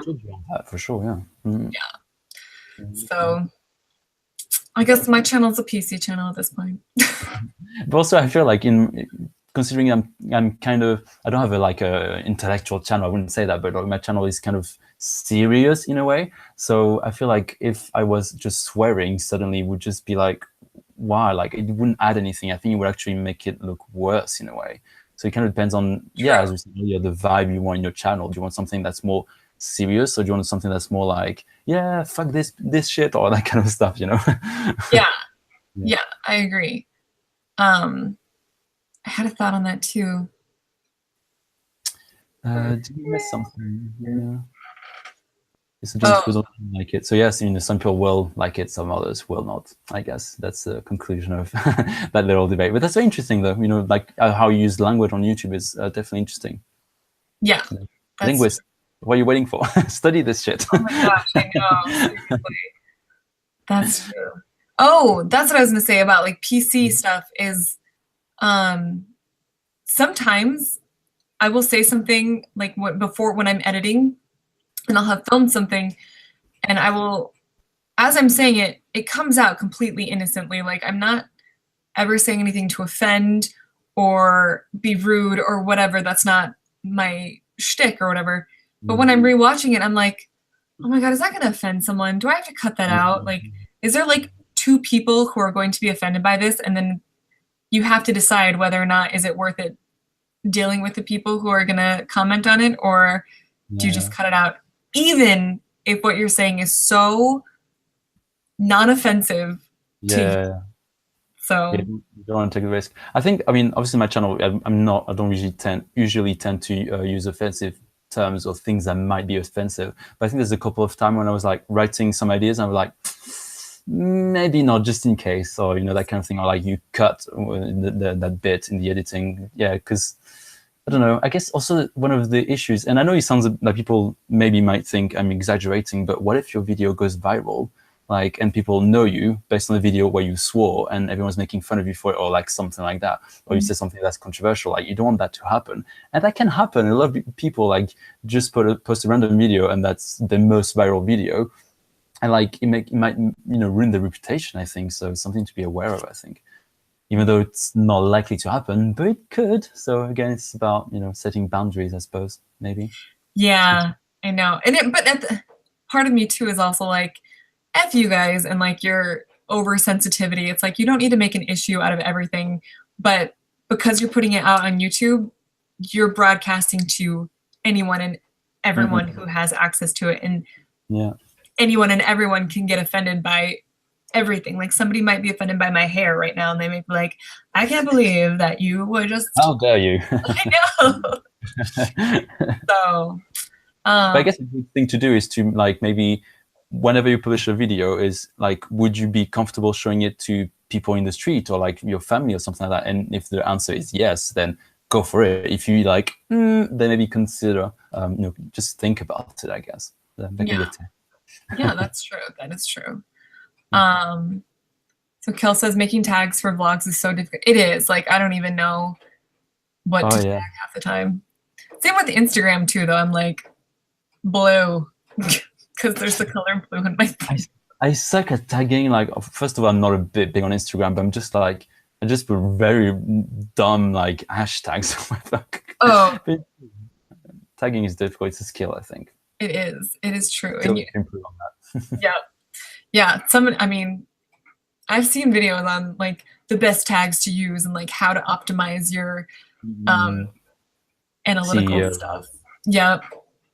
And then if you could be a guest on a famous YouTuber's channel, whose channel would it be? I love his questions, or her questions. Sorry, I'm assuming the gender. I love the questions. Oh, Cassidy said there's an app for tagging as well. So I'm getting like... Oh, what's it called? What is it called? Oh, he said, what do I look like, Siri? Oh. Well, then pipe down, Siri. No, I'm just kidding. That's a very good question. I like it. Here, I have Google right here. Let's see if it tells us app for tagging photos. This is for tagging photos. So it looks like there's an app called Hash Photos, and it's got 4.9 stars from 8,000 people. Oh, you suggest tagging, I guess. Yeah. Oh, very useful, yeah. Yeah, just Google. Anyway, whose channel would you appear on if you could? Oh, that's a great question. Ooh. You start if you know. If you know, start first, because I need to think. Oh God, I don't know either. I guess, like, I don't know. I think I would like Abroad in Japan because he's really, really funny. Yeah, he is. Even though my channel is quite different, but I really would like that. It's great. It's so funny. Like, I wonder about him. Like, this is totally gossipy, but I wonder, like, if he's a jerk or if he's nice. Like, he teeters on the line for me because, like, I enjoy his content a lot, but then sometimes I feel like, oh, Kevin, can you read that? I cannot read that. I think that's Roganboru. Oh my, Pori. Oh, I can't read the Japanese. And the other one's a P too. Kel, help us. It's like Roganpori. Oh, I can't read that. Sorry, my katakana is bad. Our Japanese is terrible. But yeah, so it's like I really like his stuff, and I like Roganporu. Oh yeah, Logan Paul. Oh, Roganporu. Okay. That makes sense why it's in here. Thanks, Kel. Thank you. Oh my gosh. But yeah, I really want to like him, and I really think he's hilarious, and I love watching his videos. But something, I'm just like, is he like too cool now because he's got a lot of subscribers? And I think that's something that can happen to people. Like when you get YouTube famous, like, do you lose a sense of yourself and become like too good for other people? Is that? I actually wondered about this. I mean, obviously, you know, I'm far from being in that same position, I guess, than abroad in Japan. But I don't know. I feel like a bit about you changes, I would suppose. I hope I won't change ever if I do get to that stage. But no, it could be a jerk for real. That's true, yeah. No, and I really hope he's not. I don't know. I've never met him, but how is he doing now? Logan Paul, I guess. When I went to Donuts and make coffee, who are we talking about? Oh, Broad in Japan, Chris Broad. Someone asked us if you what channel we'd like to make an appearance on. Yeah. I guess. Yeah. Don't know. Yeah, I don't know. I really hope like I don't change, or at least not in a jerky way. I hope. Yeah. Yeah. Well, so it's funny because I've gotten like comments from people who, like on Instagram, or like we've actually connected one-on-one, like how you and I chat and stuff. And they're like, I was so surprised that you talked to me because you're a YouTuber. And I was like, I'm not famous. I only have, however many subscribers. It's not like I'm some kind of amazing human being that's like too good to talk to anybody else type of thing. And Yeah. so That's true. Yeah, I agree. That's true. Like I think with YouTubers, there's this idea that they like, you like them, you follow them, but they will never get to know you, or maybe they won't even bother replying because they're so much better, or they're special, whatever. Like it feels like they're unattainable in a way. Yeah. yeah, it becomes like a subculture of like celebrity status where Mm-hmm. they get revered and like put on this pedestal, and it's like, dude, they're just a person that picked up a camera and did it for a consistent amount of time. And they do have something like, obviously we both like Abroad in Japan's channel because of his So I blocked someone. The comments were weird. I know, I keep getting distracted too. I'm like how do you It's okay, I'll block them. That's how you deal with haters and weirdos. Lesson guy. Yeah, I feel like that's what I wonder on some people's things. And that was part of one of the topics that I put in there, is like, when you are dude, Hans, like, calm down, this is really weird. I've blocked him. Feel free to do that as well. Good. How do you do that? You go on this name, and then there's like 3 dots, and you can unblock. Too. Bye. Saka. No, I'm joking. Wait, mine says hide user on this channel. Is that what you did? Yeah, do that, I guess. Okay. 3 hands. You're being weird, to be fair. Yeah, true. Anyway. So you were gonna say? Oh yeah, like sometimes, like within the J-vlogging community, it's like some people are super accepting and super community driven. So like a lot of the people that I've talked to and a lot of people that I engage with within the J-vlogger community, they're awesome, and like they'll talk back to you, like they don't see you as competition or as like less than because you have less subscribers. But then there are other people where it's like they will not give you the time of day, and I'm not sure what that is. And that's part of like the politics that happen. Like it's like if your subscriber count is lower, then you're not really worth it because that person can't get anything from you. And maybe they think that you are just trying to get something from them, which is understandable. But I also feel like you're putting up like this divide. So like you'll collab with a bunch of other people, except for people who have less than like 30,000 subscribers, I feel like that might make sense because, as you said, maybe like, I don't know, I think in a way maybe it doesn't make as much sense for me to collab, for example, with a bro in Japan, because usually when YouTubers do collabs, there's like mutual interest in it, and like what interest would a bro in Japan or any other big YouTuber have to collab with me? Like none.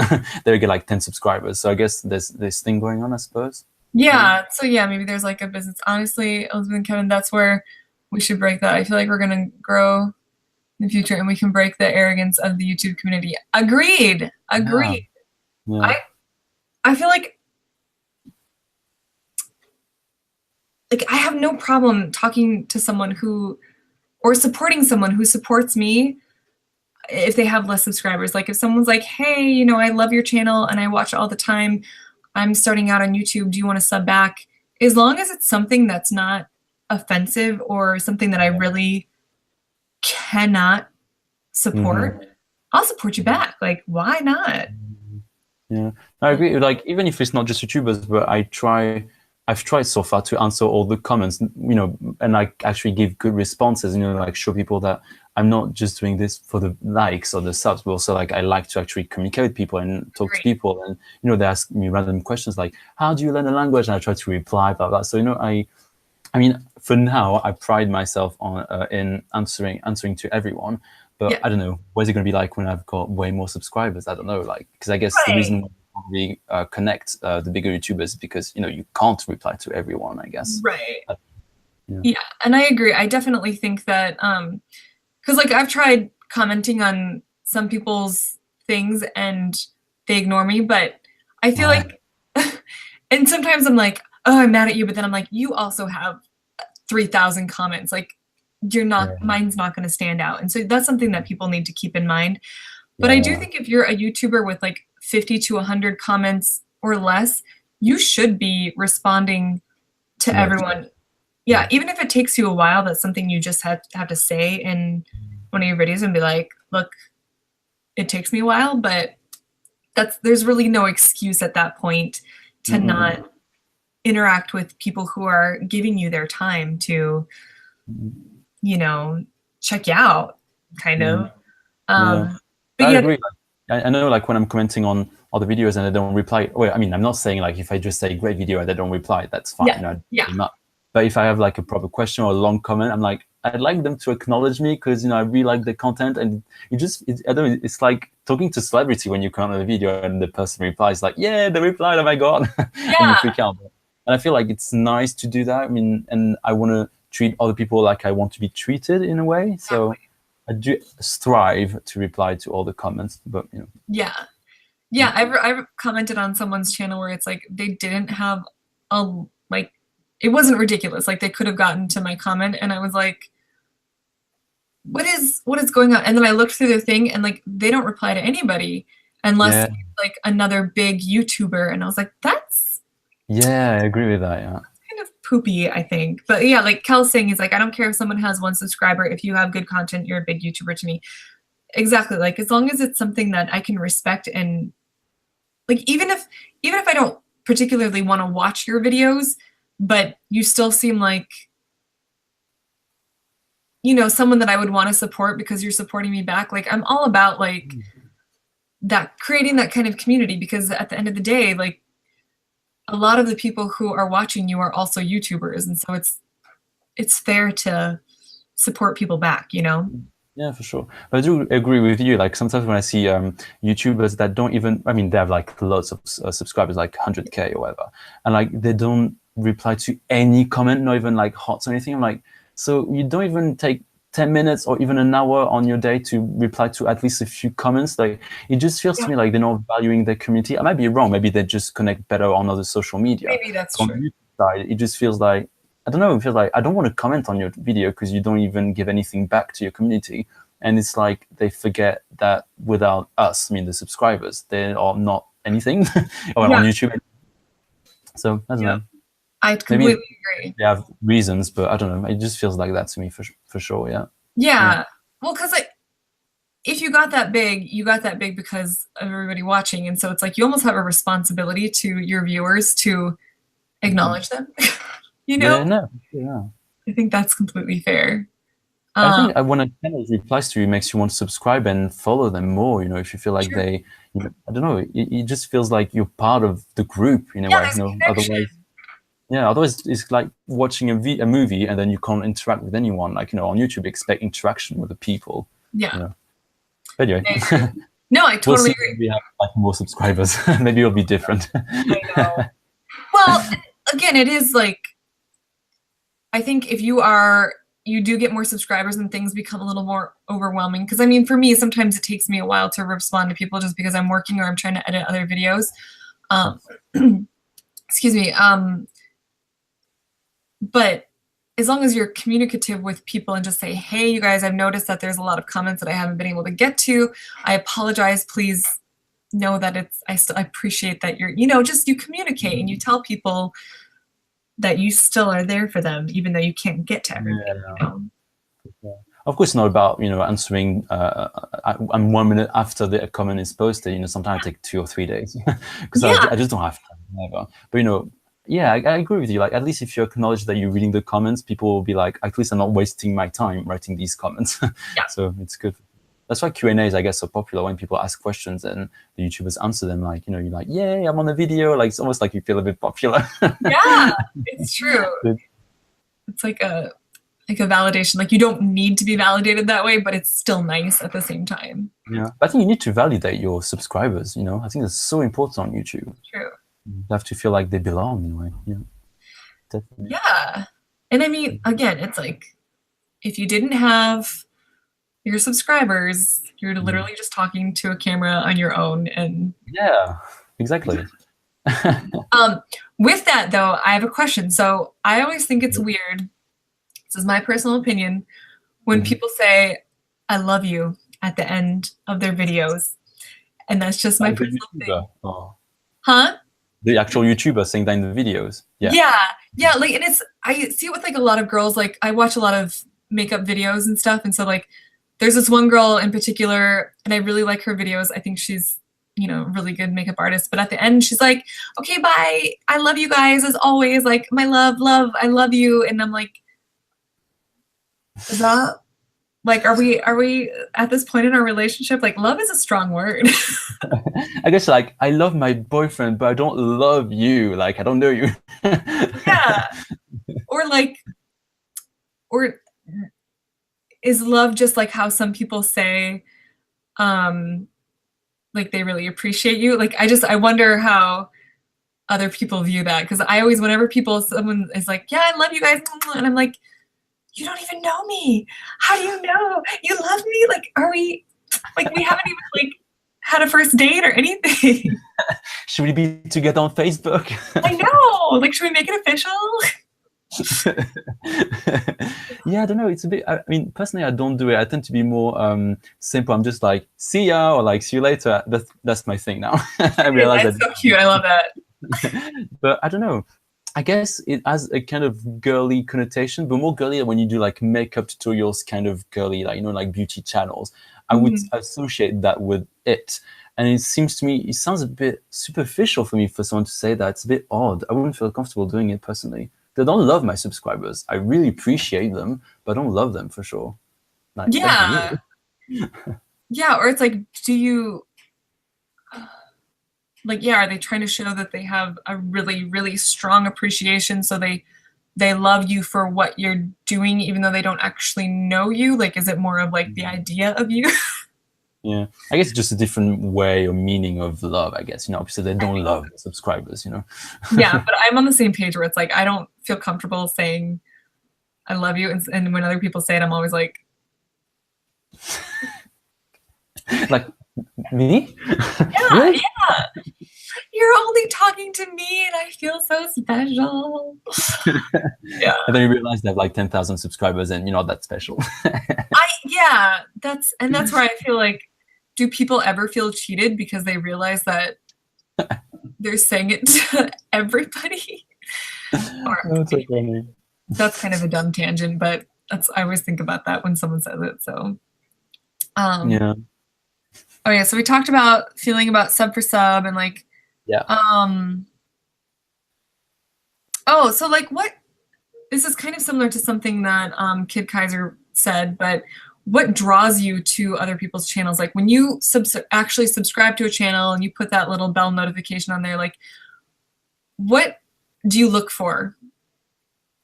And that kind of helps like people who want to become YouTubers, like what they should strive for, I guess. I think what I look for is not so much subscriber counts or views or anything, and I guess the quality is quite important, but it's more like how it's very hard to explain. I guess if I feel like the person is genuine and like they really mean to have good content, and you know they can, yeah, as I said, like, you know, personality and comedy can be a good point, but I think it's more like if I feel like they really mean to have good content, and if I don't know how to explain better, but it's all about like, you know, what are their values, you know, as I was saying earlier, you know, like what kind of influence they have. And if I feel like it's really good content quality, there's a lot of work, and I don't know, I'm not being very clear, but it's all about like general reflection. That's not the right word in English, but like what they kind of show on video, I guess. It's not a very good answer. But No, it is. Like you connect with the person and then their quality of work, basically. Yeah, but it's not just the quality of visual, it's also like the content as well. If you feel like, for example, Tana Monjo, that YouTuber I was mentioning earlier, like I would never subscribe to her because I think her content is trash and not worth watching. But if someone will actually, you know, show, they're not going to do it just for the money, they'll do it out of pure interest, and they're really passionate about the way they're doing, that can really kind of make me click, basically, I guess. On yeah. Kel said that if a person can make him laugh, he's sold. No, that's true. I mean, I guess nothing is very important. That's why a comedy works very well on YouTube. You know, if it's funny, like that's why like if the thumbnail sounds funny or the title's a bit like a bit, I don't know, frivolous. I don't know if that's the right word, but it's a bit like, you know, funny and stuff. Yeah. Like you want to click on the video, so comedy works much more. I guess that's why possibly my channel will never be as popular as like channels that are more on comedy, because people want comedy, I think, on YouTube more than other stuff. Maybe I'm wrong, but that's the idea I have, I guess. Yeah, I mean, thanks, Why Neko. Content is important too. Yeah, I think comedy though is like when you can laugh at someone or with someone, or they can laugh at themselves, it makes you feel comfortable. Like, you know, laughing is something that is enjoyable, and so if you're able to do that, it's definitely engaging, because it, you know, like I watch a lot of things. Like right now we're watching a bunch of like tiny home videos, and one of the videos that, or the people that we like, it's this like French Canadian people, and we like watching them because their homes are amazing. They have like amazing content. But then one of the French guys, he's a big goofball, and he's just funny and like dorky. And so it's engaging to watch. Like, he's not a freaking comedian by any means, but he's goofy. Like you feel, I don't know, he makes you feel comfortable as a viewer. He's not up there like, you know. Also the indie rock and watching, it's making it so good. Maybe we should have indie rock playing. Probably she's DJ for us. But what you were saying, I think it's definitely important that like the comedy aspect, like obviously like I'm more likely, I think, to subscribe to a channel if it's going to be like comedy and stuff. But I think that for me, most of the time it's not like a formula, but I guess like there needs to be comedy, but also content, because I think when you watch a video, like you click on the video because you want to fulfill a need. Maybe you want to learn something, you want to entertain. That can be just the basic thing you go on YouTube for, but you know, it has to add something to your life. So if it's just comedy, and I don't know, I'm imagining like if there's a tutorial about making cupcakes, but it's only comedy but no content, and at the end you don't know how to make cupcakes, then you're not going to subscribe. You know, it was funny maybe, but then you might not want to watch the other videos, I guess. So I guess it's very subtle. You have to kind of have both in a way. But some YouTubers manage to make it without much comedy. So that's true. What's the secret? I don't know. Well, I think it's like, you know, what you're doing, it's more of a niche, like it's an academic niche. But you still, you know, you still have a lighthearted personality. It's not like I'm going to a college class and lecture. like a lecture, and my professor's like super boring and professional. Like I always liked going to my lectures where my professor threw in a laugh or threw in a giggle, or like, their personality was a lot more approachable, I guess. So I try to make my videos obviously quite serious, because the content is quite kind of academic. I wouldn't say I'm a linguist, but it's quite academic, I guess. But it's definitely important to kind of first of all, to retain your audience. You know, if it's just too monotonous, then it's boring. But also, I think it's important to show that it's not only serious. You can learn while doing something that's sort of pleasurable. You know, like laughing, for example. So I think it's important to have a bit of both. Definitely. Yeah, I agree. It's interesting how different people will implement in their videos comedy in very, very different ways. Some will be like trash humor. Some of them will be like more intellectual, subtle humor. So there's different. Interesting. It's another big topic on YouTube, comedy. Exactly. That's so true. And then everybody has their different levels that they have mastered, and you kind of find what works and what doesn't work. And That was the persona we're talking about, isn't it? Yeah, that's true. And that's how you build your own personality on YouTube, I guess. Yeah, that is very true. Let's see. Ooh. Should we talk about the pet peeves, since we're talking about that's a good one. I actually had to look up the word pet peeves because I didn't know what this meant. It's fine. I'm learning English every day, even though I've been in England for 5 years. It's a great expression. I love it. Do you want to start maybe? Because I've started with the previous point. Well, yeah, I guess Yeah, so one of my pet peeves is the whole like I love you thing at the end. Yeah. Another one is like this is mostly girls, and when people are vlogging, so like right here, my camera's up here, but I can't see it where it's at, so I keep looking at like your the chair or something really dumb. But when they're vlogging and they have a flip out screen and they always look at their flip out screen or their monitor and they're staring at themselves and they're not talking to me or looking at the lens, I'm like, what? Yeah, I'm like, what? Don't talk to yourself. Like, I know like you're checking probably to see how you look. And then also when girls stare at the viewfinder and do their hair and like check it out and like they leave that in there, they don't cut it out. I'm like, cut that. Why do I care to see you fixing your hair for like a good 30 seconds? Like if you're just like, oh, what's going on? That's fine. I don't care. But if you're like, just taking a break. yeah, like, yeah, that's definitely weird. You have a cut tool for a reason. Like, cut that stuff out. Nobody cares. And so, yeah, I guess maybe it's like that point of vanity where I'm just like, why? Why are you? Or like they'll check out their face angle. They'll be like, and like do like the pout lip thing. Yeah, they're like, and I'm like, that's kind of, I don't know. Yeah. It's like, what do you think this is worth my time looking at you just doing your hair? Yeah. Yeah. It's odd, yeah.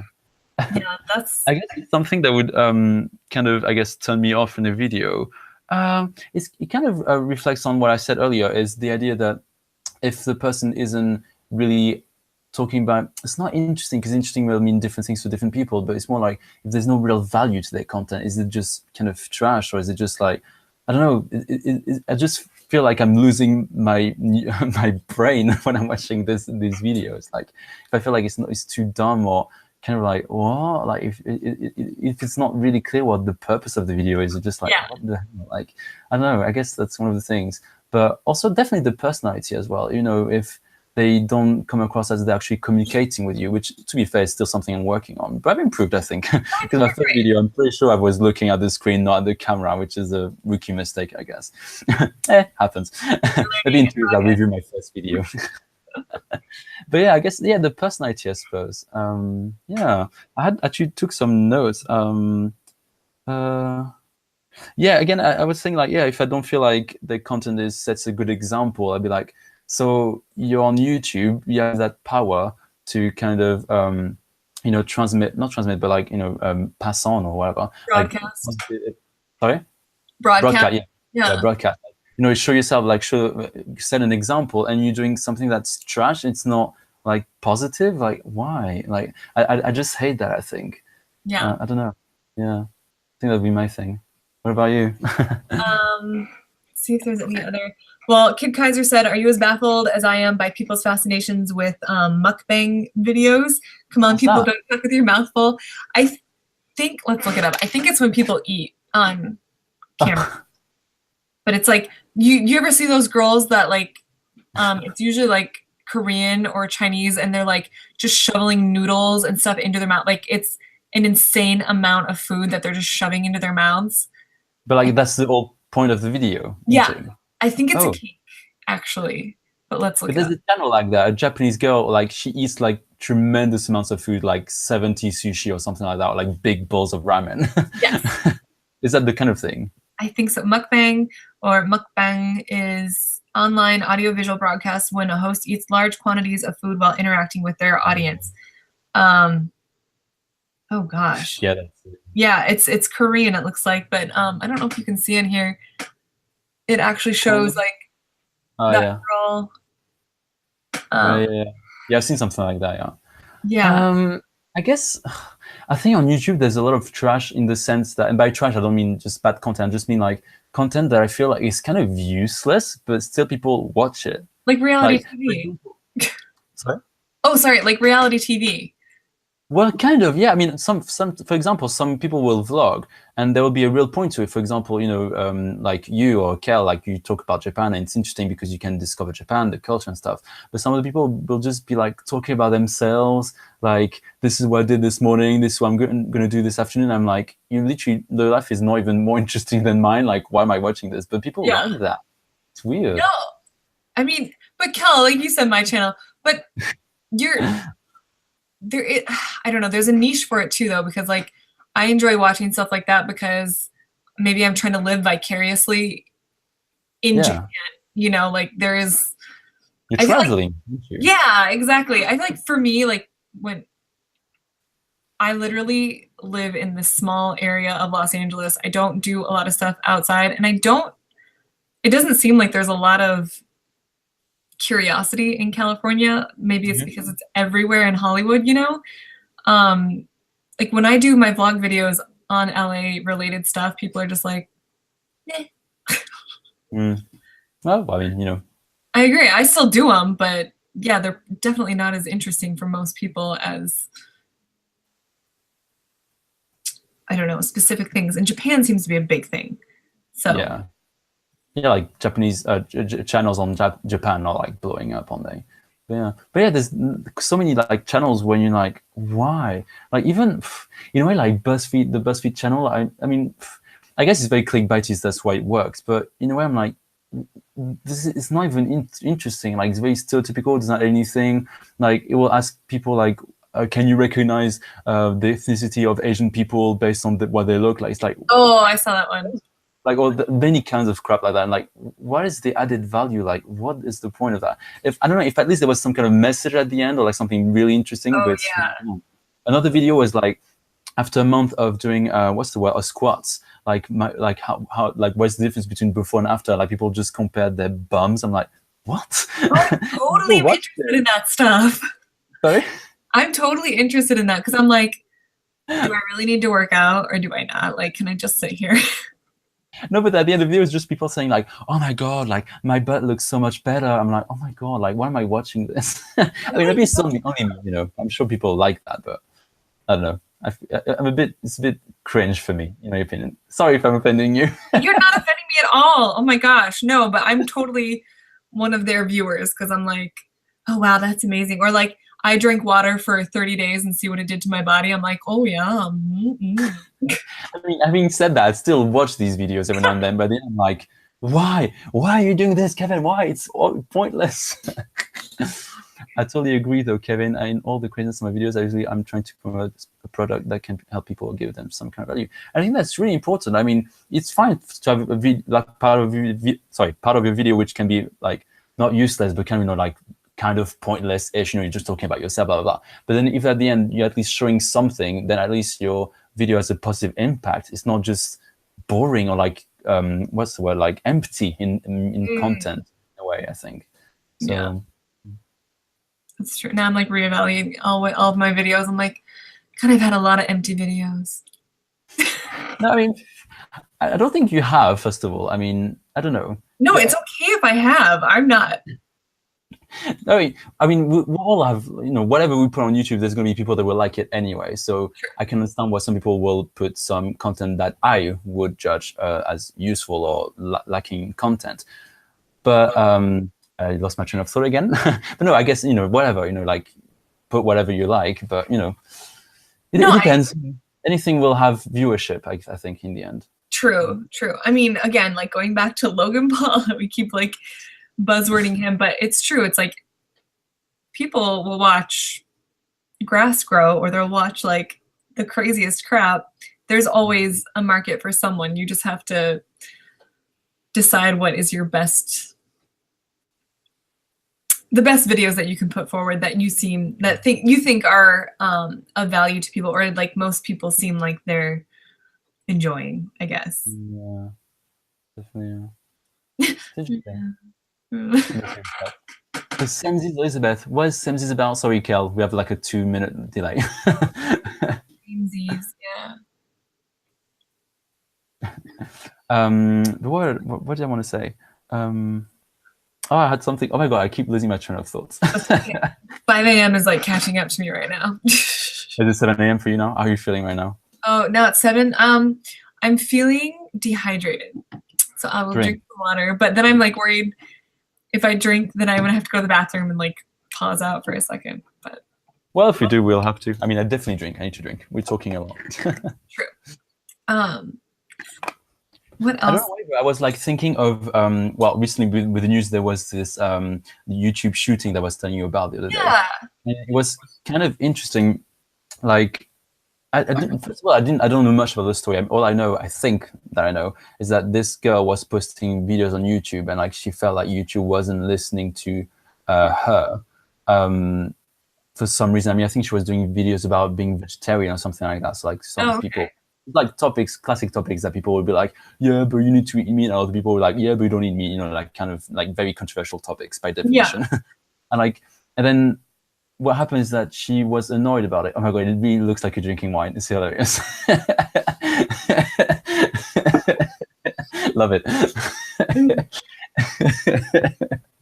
I swear it's just water. No, it's not water, I'm sure. No, I can't be a 7 a.m. drunk. Oh my gosh. Also, it's huge. I love it. But yeah, and then like she went to YouTube headquarters to like shoot people. I mean, I don't think anyone died, but it's still pretty traumatic, I think. But I don't know, like it made me think of the fact that a lot of people kind of think that YouTube owes us anything, but like people can forget that YouTube is just a platform. And in a way, I mean, I do agree, like, you know, sometimes there can be censorship and, you know, there can be some issues around that because it's a bit of a gray area where you can say and not say on the internet sometimes. But I was kind of surprised because I'm like, YouTube gives you a platform, but it's still, you know, whoever owns YouTube they have the right to do whatever they want with it. Mm-hmm. And if you don't agree with it, then just create your own platform, you know. But it's a bit odd. I sometimes, you know, I don't know. I'm kind of in two minds because some people might say, you know, you should have the full right to talk about whatever you want, and monetization kind of goes, demonetization, sorry, goes against that right. But at the same time, like it's kind of, you have to accept that YouTube will set its own rules, I guess. I don't know how you feel about it. So that was a bit messy what I'm saying. But No. I feel like, oh, I'm getting feedback. Oh. Is that because of me? I don't know. It must be. Do you hear it? Oh, it's not really, no. Just some earphones, I guess. I don't know. Yeah, am I still on mute over here? Yeah. Yeah, it's so weird. Why would it all of a sudden?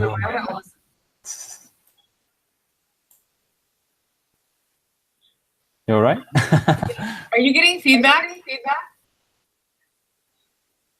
Oh, he is too. What is happening? We're hearing feedback. Yep, he said yes, we're hearing feedback. Oh, hi, Mara. Hello again, Mara. What is happening? Is Mara like Mara in Japan, or is it like another channel? Say that again. Is Mara Waka Mara in Japan, or yeah? Oh, yeah, right. Okay, that's what I thought. Well, I guess the feedback stopped, so maybe it was just confused. Shoot, now you were talking. Oh, you were talking about the YouTube thing, yeah. Yeah. I definitely think that there's like a relationship there because it's true, YouTube is a business, and so they have to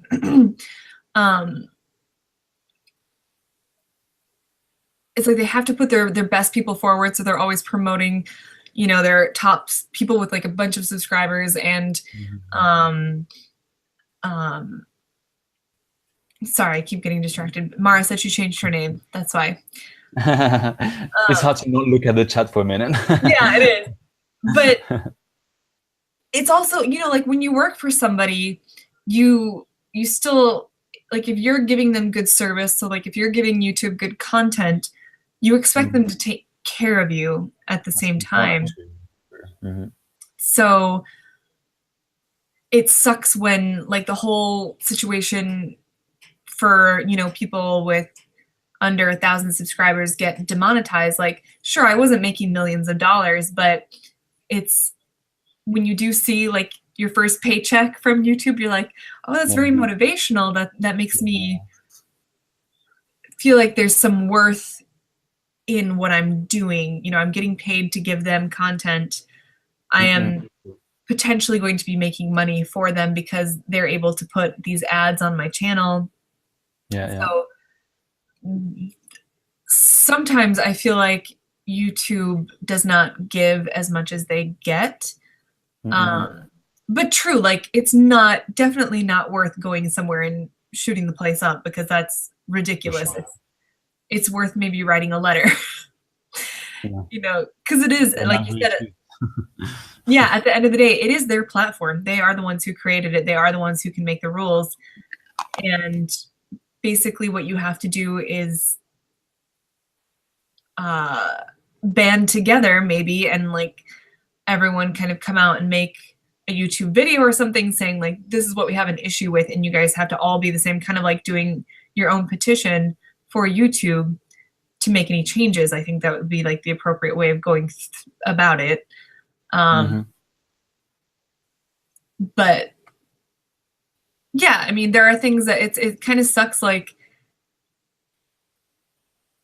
you can only do certain like Cal has been mentioning it in his videos too, and I agree. Like I can't put up like a status update or something like I would on Twitter or Instagram with a picture unless you have 10,000 subscribers and so many views. It's like, well, that kind of sucks. Like, why do they get to do something like that? They're already making money.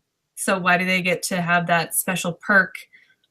Whereas like, I don't get to do it either. Like I still have people who would probably like to know status updates on something versus like following me on every single social media channel. Like why can't I centralize it all on YouTube? Even though I only have 800 subscribers, you know, it's like. Sorry, I kind of lost you. What do you mean about the updates? So you can basically put a message on YouTube. Like, let me show you. Oh, is that a new feature? No, it's been out. I mean, it's been out for like several months now. So like this, Jimmy Fallon was able to do it. So this is not a video. This is just, focus. And it hates my life. You can see bras. I know, it's just boobies. It's like one of those things that you don't like how to impact your bust size. Where? Anyway, here, from way far away. It's just a comment, basically. So, It's on YouTube. Yep. Wow. So they're able to make a post instead of a video. That's great. So Kel said, I feel so bad for her. Like something more intense had to be going on rather than just YouTube not paying attention to her channel. I wonder. Yeah, I agree. Yeah, I mean, it's quite sad because obviously I think it's not because of YouTube. I think, you know, I mean, many people are angry about many things in life, and doesn't mean they're going to go around shooting other people and committing suicide. So yeah, definitely there must have been something. I don't say wrong, but there's something happened for her to be in that state of mind. So it's quite sad for sure. Yeah. Yeah. I don't know. I feel like, I don't know. It's, I don't know. Yeah. Depressing minute on the live stream. Yeah. And I think I know as much as you do about it as well too, that what the news is saying so far is that she was upset and that's what happened. But yeah, there had to have been more, maybe like more mental illness or more like personal situations happening in her life that's how she handled with it. I'm not saying it's right or okay or anything, but it's gotta. But was she popular on YouTube at all? Because I never heard of her. Was the YouTuber, like the woman that did the shooting, was she popular on YouTube at all? Do you know? I've never heard of it. I don't even know who she was. So, but I also didn't know who Logan Paul was, and he has 16 million subscribers. So. True. Yeah, I'm so glad you know about him, but I didn't miss out on anything, literally. I remember like watching his channel for like this latest video, and I was like, we were just like jumping around, screaming, being like very laddie, you know. And I was just like, I watched 1 minute of your video and I feel tired and drained. It's too intense. What did you call him? Very laddie? Like lads. Like a lad? Oh my gosh, like bro, like he's broing it out. Yeah.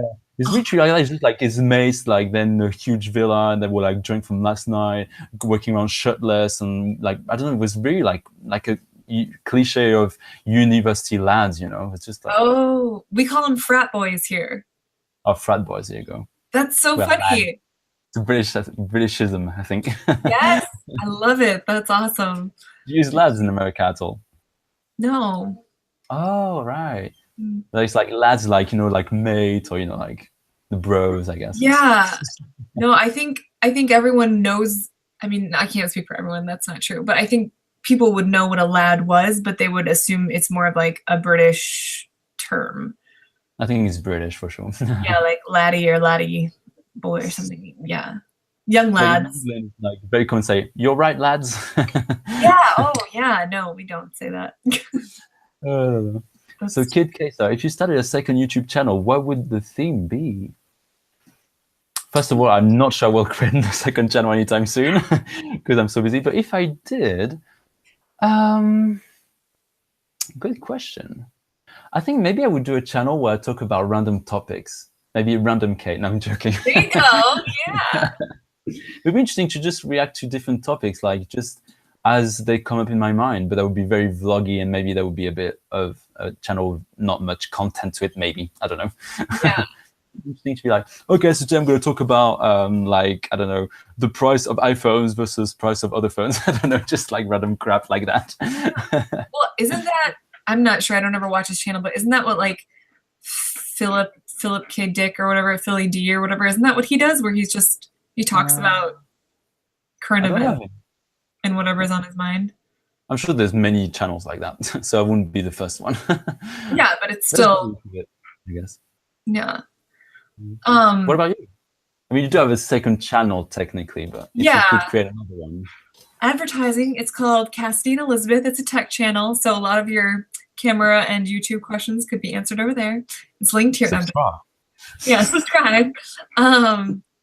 I thought about that, and I watched other people. You know how like Charlotte in Japan has Charmander, and then there's like Peach Milky, and then she has like Peach Milky vlogs or whatever.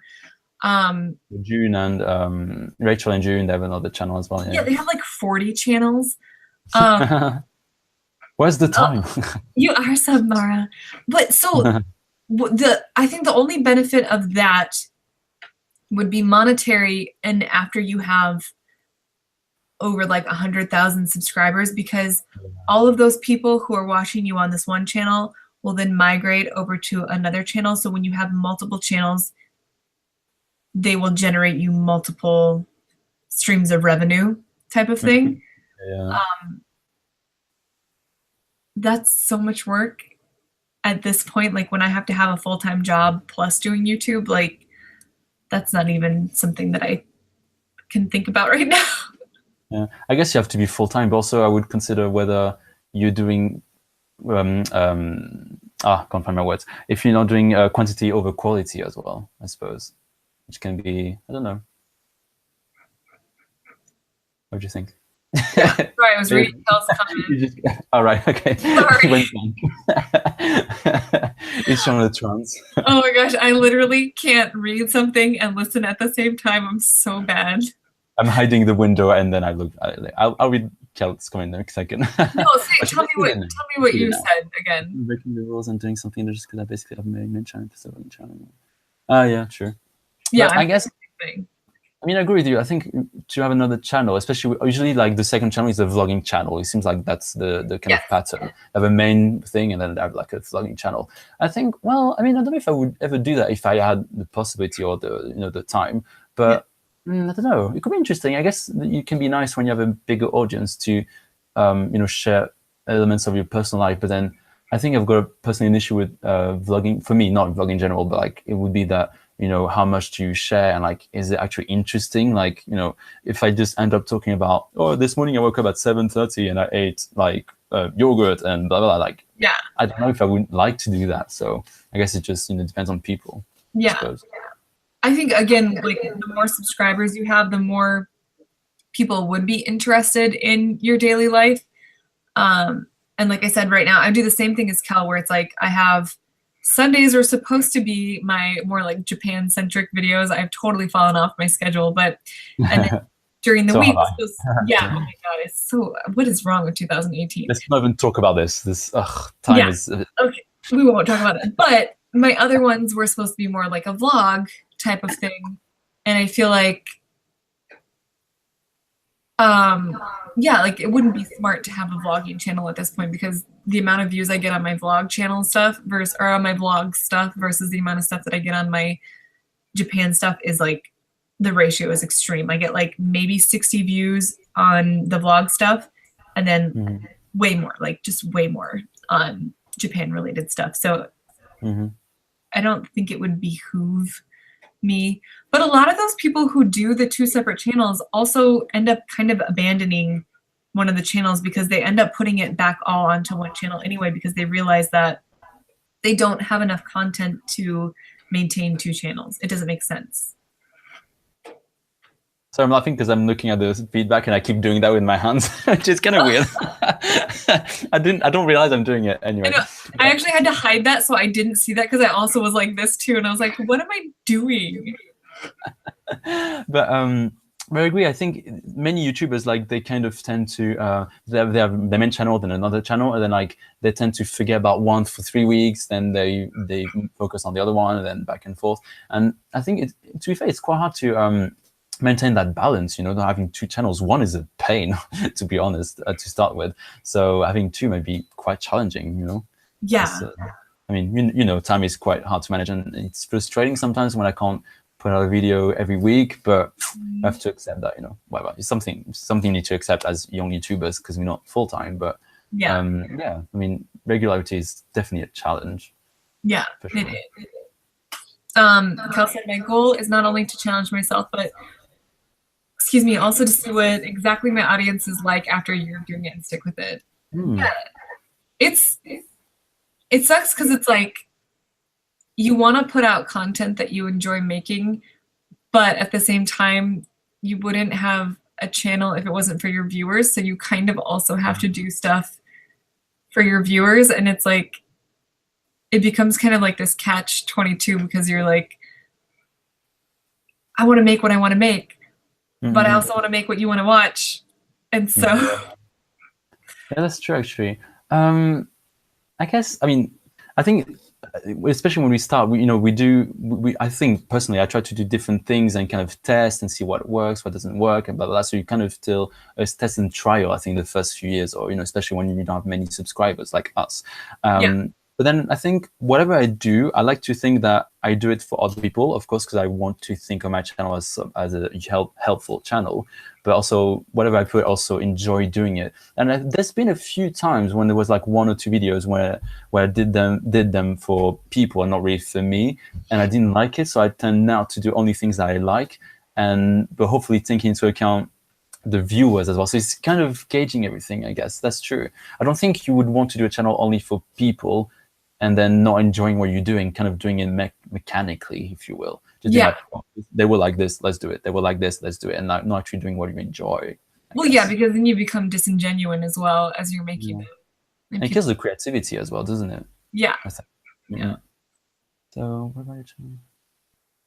Okay, I have to take a quick pee break. I'll be right back. You chat. I'll be right back. I'll answer Kid Kaiser's question. Oh, yeah.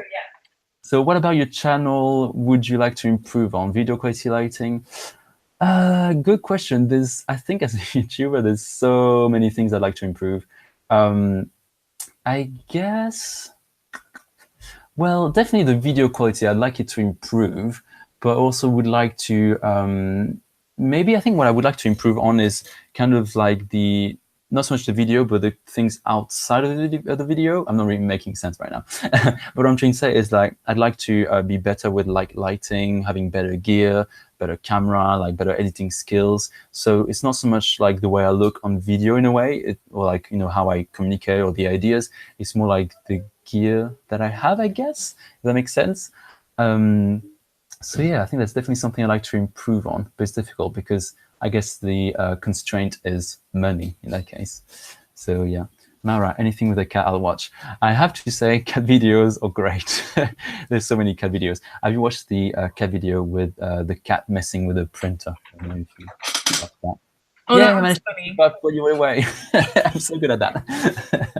Oh my gosh. I also love those cat videos. There's one I follow, I think it's called like the Pet Collective or something. Mhm. And they always have so many funny videos on there. Oh, yeah, it is the Pet Collective. So what did you say, Kevin? I totally missed it because I was gone. That's all right. So I was answering Kase's question about what aspect of your channel I would like to improve, and I was saying like I'd like to improve more. Well, I think aside from having more money to be able to afford it, is like to kind of have better gear, like improve my lighting skills and like the editing as well. It's like something I like to improve. But there's so many things you can improve on YouTube, which is why it can be frustrating sometimes, but also kind of motivational, I guess. Yes. Yeah. So what would you improve on your channel? On mine, I mean, it's perfect. So I just kidding. Not at all. I feel like interesting content is something that I would improve upon. I feel like there's so many things that when I watch other people's things, I'm like, oh yes, I love that. I want to make a video about that too. Or like, I want to do this or this or this. But presenting it in a way that people really enjoy, I think is something I want to work on. Like, so I guess that would go into editing and I guess maybe delivery a little bit. Like some people are so good at engaging the customer, or not customer. Oh my gosh, I work in retail. It bleeds on you. Yeah. Oh my gosh. But yeah, I agree. Like I always have this feeling whenever I do a video at the end of it, like, I mean, I'm happy with the video. I mean, don't get me wrong, but there's always something like, I'm like, oh, I could have done this a bit better, or this, if only this was better, or like, there's always little things, which I think is important to have, because I think if your videos were always perfect, or at least for you on your own point of view, you would feel maybe blasé over time. You'd be like, oh, it's perfect, I'm not improving anymore. But I think that's what you have to accept. And I think that's why YouTube is not for everyone. It's because there's always something you can improve on. You have to accept the fact that you never will be perfect. So you will never be perfect. There's always going to be improvement and room for improvement, I think. So can be good and bad. I don't know. It depends. Yeah. Well, and I think that's true too, because like I'll watch an old video just to make sure everything went okay on YouTube, because sometimes you upload and then you'll notice that half of your audio is gone or something, and so I always throughout a few times. Exactly. But then you notice things, you're like, oh, okay, next time I could have done this, or I could have like added a sound effect here, or I could have cut that entire thing. I could have not made that video at all. Exactly. I've deleted so many videos where I'm like, have you? Yeah. Which ones and why? A lot of my earlier videos, partly because it didn't seem like anybody watched them, so they didn't really care. So I was like, well, okay. And then some of them just because it's like in combination with nobody watched them, they were also just terrible. Like not something that I want representing me as a creator, like I'm like, you're better than that, you should do better. So I guess you evolve as well. So sometimes, things you've posted before, they're not really relevant with what you're doing now. So some people will hide the videos or delete them or something like that. Yeah. And I've seen that too, where people, it's like their videos are private because they don't want them anymore, or they just want it to be there for their family or something. But then that brings me into another topic that I wanted to talk about is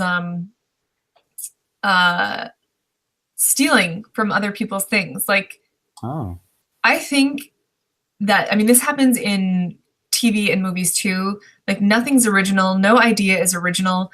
And I think it's completely appropriate to steal to an extent. Like, if you copy a video, like, for example, I saw this video where the thumbnail was this girl holding a pair of underwear and going like this, and it was like top 10 hacks for feminine hygiene.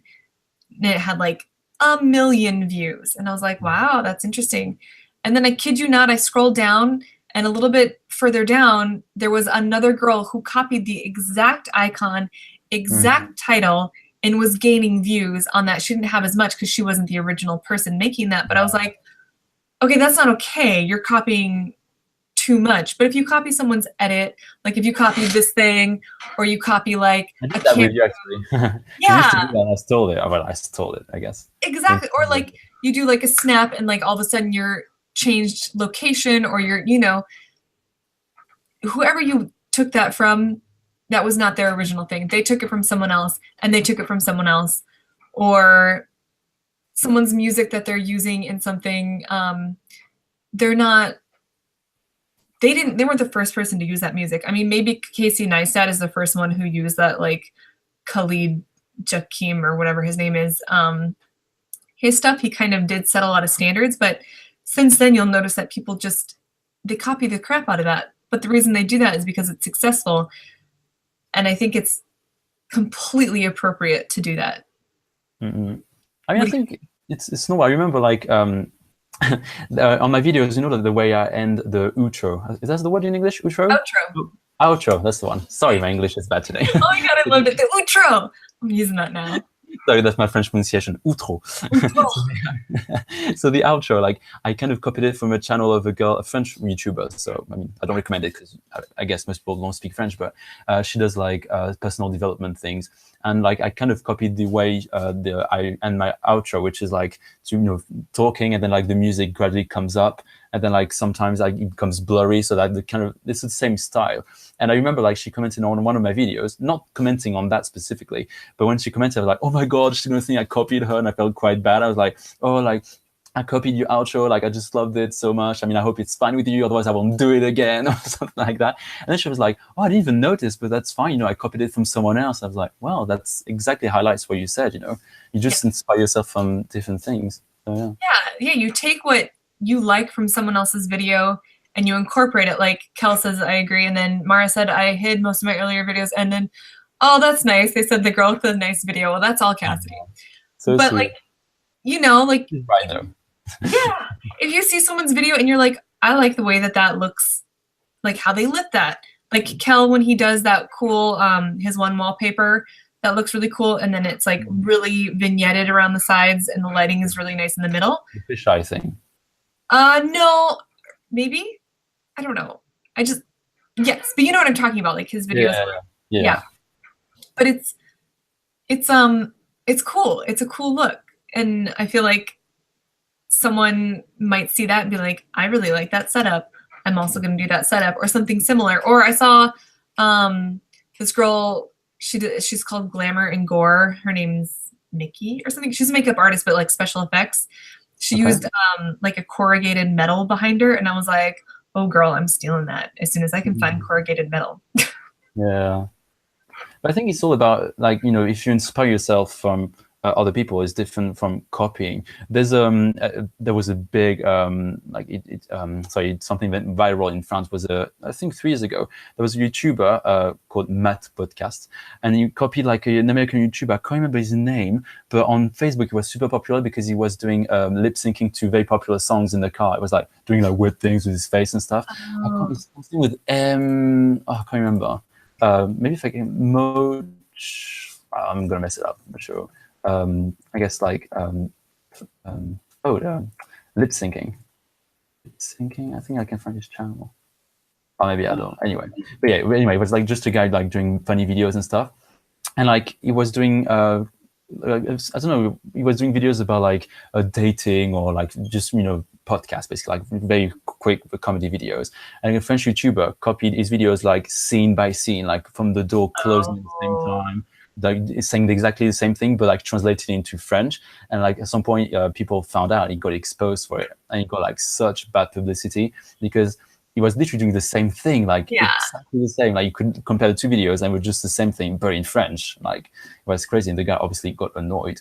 Then eventually they made peace, whatever. But that kind of ruined his reputation. Like, and now like his channel, he has a followership, but like. Yeah, like it just didn't look good on him. So I guess it's inspiring yourself from others, but not copying, because why are you copying? You're just doing the same thing. What's the point? Yeah, exactly. Yeah, being inspired versus straight up copying someone. Agreed. Yeah, definitely. Yeah. For sure. I Yeah. think it's important to inspire yourself from other people. Like sometimes, that thing with my hand, for example, and I Yeah. took that from you because I liked it. But I think it's important. It's good, you can inspire yourself from other people, but you're not doing the same thing. So I think that's okay. I don't have an issue with it. Right. Yeah. I guess it's like taking elements that you enjoy and incorporating them into your own thing. Yeah. For sure. It's in the work, Yeah. Yeah. And Like. often Oh, go ahead. Sorry. And often what you're stealing is never something that the person put a lot of work in doing. Like, when you do that, it didn't cost you anything, it was just a little effect, I guess. And like you said, that girl took it from someone else, and it's pretty much how it works. It's like the original idea is so far down the line and everybody else has done something similar, or they have borrowed, and it's like you borrow and improve upon, or you borrow and like incorporate it in a different, it's all about how you put it in there. But like I told Cal, I was like, I'm totally stealing some of your editing. I haven't done it yet, but he like has been doing like those funny things where he has like a saying and he's like, bah, bah, bah, and he like puts it in there and then he flips his screen upside down and all that stuff. And I'm like, that's super fun and it's super engaging. And I was like, might steal that. I told you. I told you. No, I think it's good. I mean, whenever I go on YouTube, I look at the way people say, or like how they start their videos, drinking wine again, how they start their videos. I'm joking, she's not drinking wine. No, So yeah, so like I watch videos, I'm like, oh, I like the way they do it, or like like the specific phrase they use, or like the like different bits and bobs, and I like doing that. It's great, and I wouldn't have no issue someone like just copying something in my video, maybe the way I do my thumbnails, which you probably shouldn't copy because it's not that good. I'm getting there. But like it's okay. I think I wouldn't mind that. I steal it and use it. Steal what though, Kale? Kel, sorry. I keep calling him Kale. It's so weird. I'm so sorry, Kel. I don't know why I'm struggling with this. There's some names I always struggle to pronounce for some reason. It's so funny. He's like, yeah, Kale. Oh my God, I just called him salad. I just called him the name of a vegetable. Vegetable. Oh God. So funny. So funny. Yeah. Wow, we've almost been on for like 3 hours. Damn. Oh my God. Imitation can be a high compliment. Yeah, I definitely agree. I think whenever I copy someone, like they should take it as a compliment, I think. Yes, I was going to say that as well. Oh no, Kale. Everyone calls you Kale, don't they? He tries. He corrects himself. Oh dear. Oh man.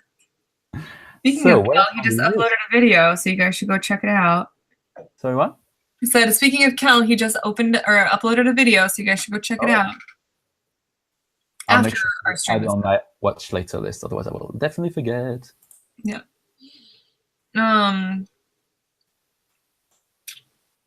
Let's see. We covered a lot. Yeah, and we didn't really look at it much, did we? It kind of all sort of naturally came about, which is good. Yeah, thank you for all the great questions, guys, and comments. Yeah, thank you so much. What is your best experience on YouTube so far? Yeah, and then also say how has it benefited you. We'll just combine those two. Yeah. Should I start? I'm asking the question, answering it straight away. Very pretentious. But I guess one of my best experiences was, and I'm not trying to say that to flatter you, but I think like meeting people like you on YouTube is like great because like we exchanging, and I like this kind of idea of solidarity and kind of working together. I don't know, I think it's great fun. And also making that show with Jeremy, which not many people watched, but it didn't matter. Like it was just a fun experience for me to just meet people. And I think meeting other people and what's the word? English, interacting with them, like it's I love doing that. It's just great. I think that's the benefit, and also just learning about many different things on YouTube, like editing videos, communicating, having social media, like just so many skills you improve on. I think when you do YouTube. So I guess that's my answer. Yeah, I feel like mine's pretty much. Yeah, we'll answer that in a second. Excuse me, I feel like mine's pretty much the same because it's really cool meeting people that I wouldn't have met otherwise. And there have been, basically like the people who are watching and you, like there's like a pretty strong core of people who we've really supported each other and we've really had each other's backs, and that's so glad cool. we did, though. Huh? So glad we did. I know, but it's cool because it just happened, and it was like it was, yeah, I don't know how to explain it, but it's really neat how it formed out of that, and you create these bonds with people who you don't know unless you move to Japan and you can meet everybody that you are talking to. But yeah, that's so cool. And it's like you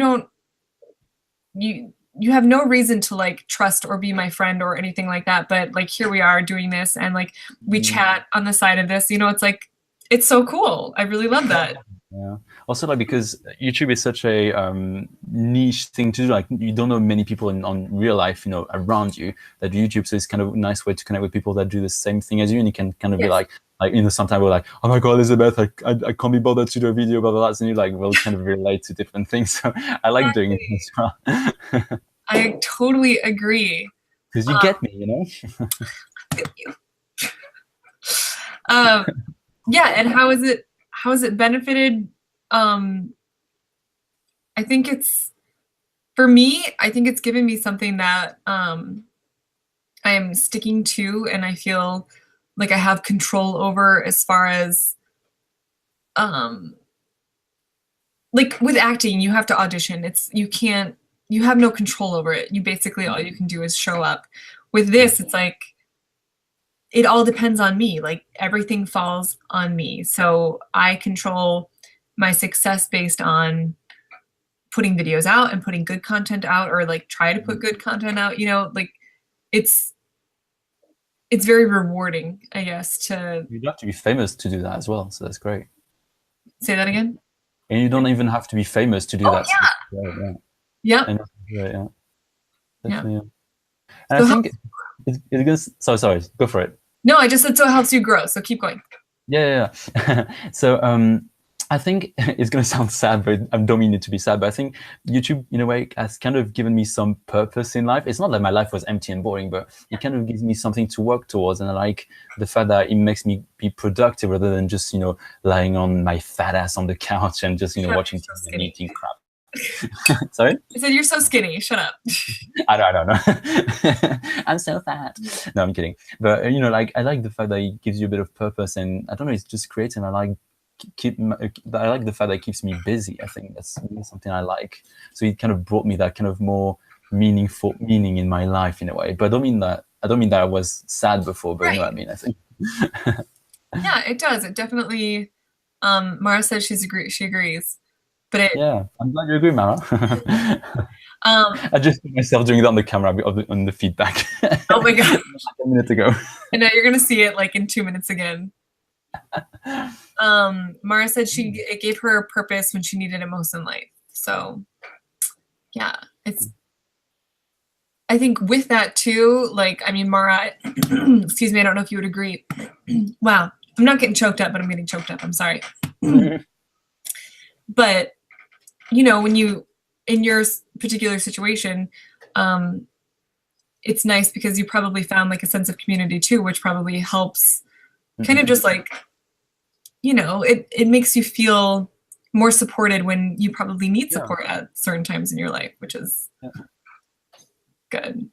And to be fair, I think it gives you, I mean, I'm not saying that in a sad way, but like it can make you feel like you belong in another group, which can be cool. I guess I mean, I'm not gonna lie. I mean, I like the fact that I'm kind of in the center of attention. Not that I'm an attention seeker in general, but it's quite nice to be, like having my own channel and people like, liking my content and getting feedback on it. And people saying like, "Oh, I love your content." It's kind of rewarding. And it's an ego thing, I guess.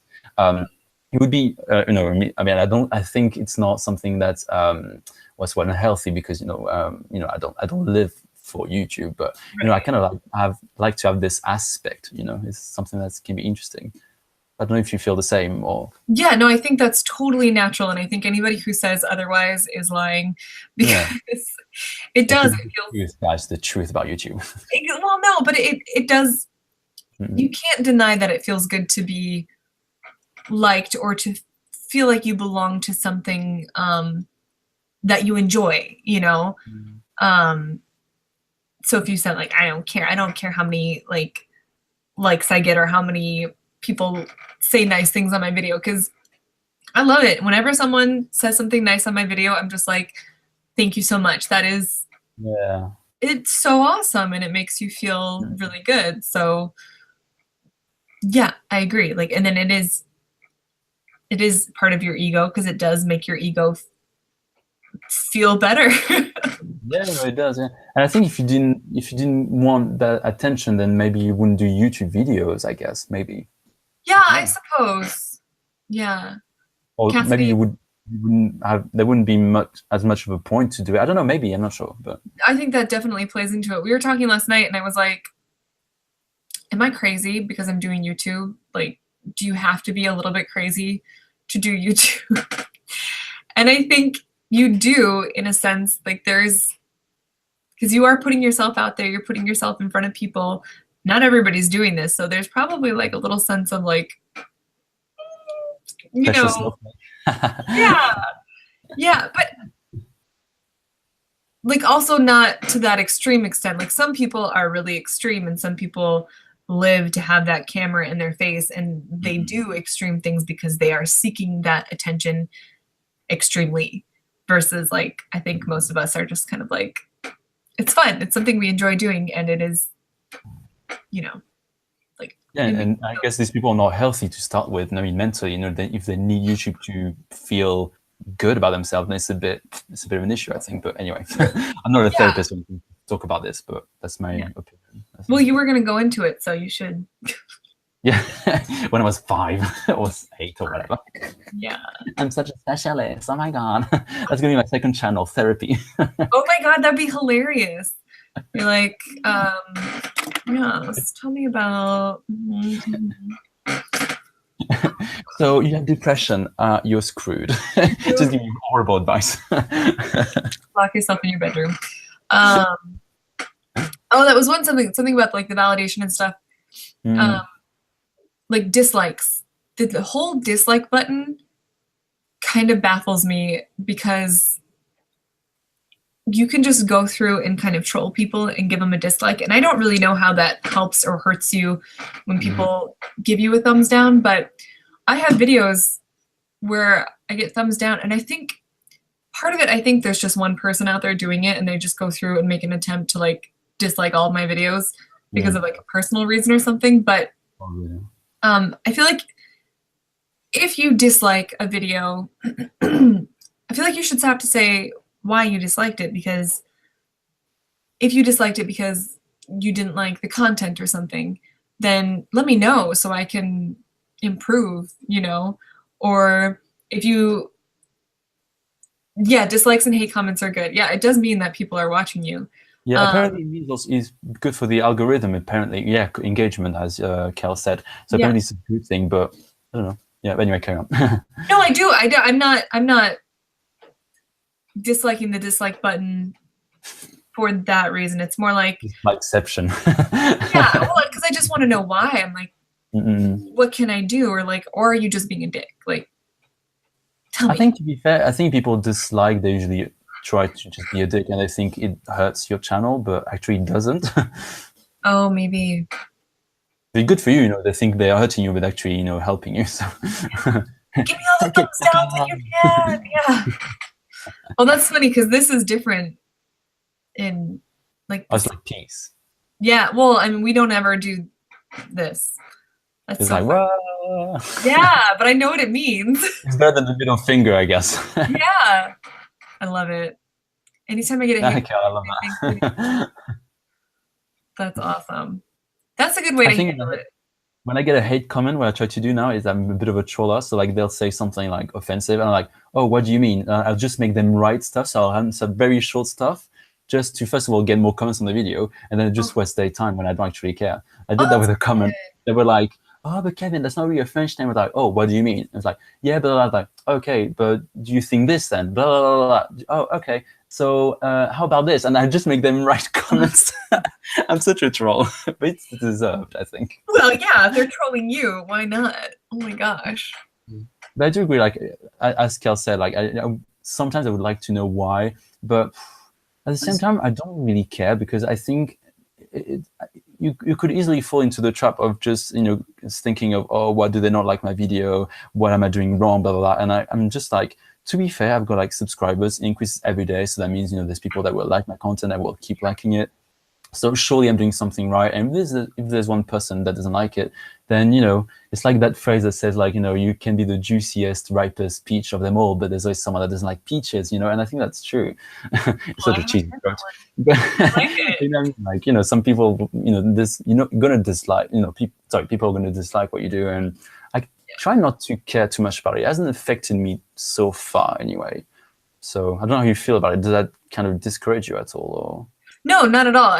That totally makes sense. I just, when I see them on like you said, like I made a video about the color pink, and it's like someone dislikes it. It's like, what are you disliking about this? It's such a generic, non-offensive, non-whatever. Like I'm ticking off all these things that it's not.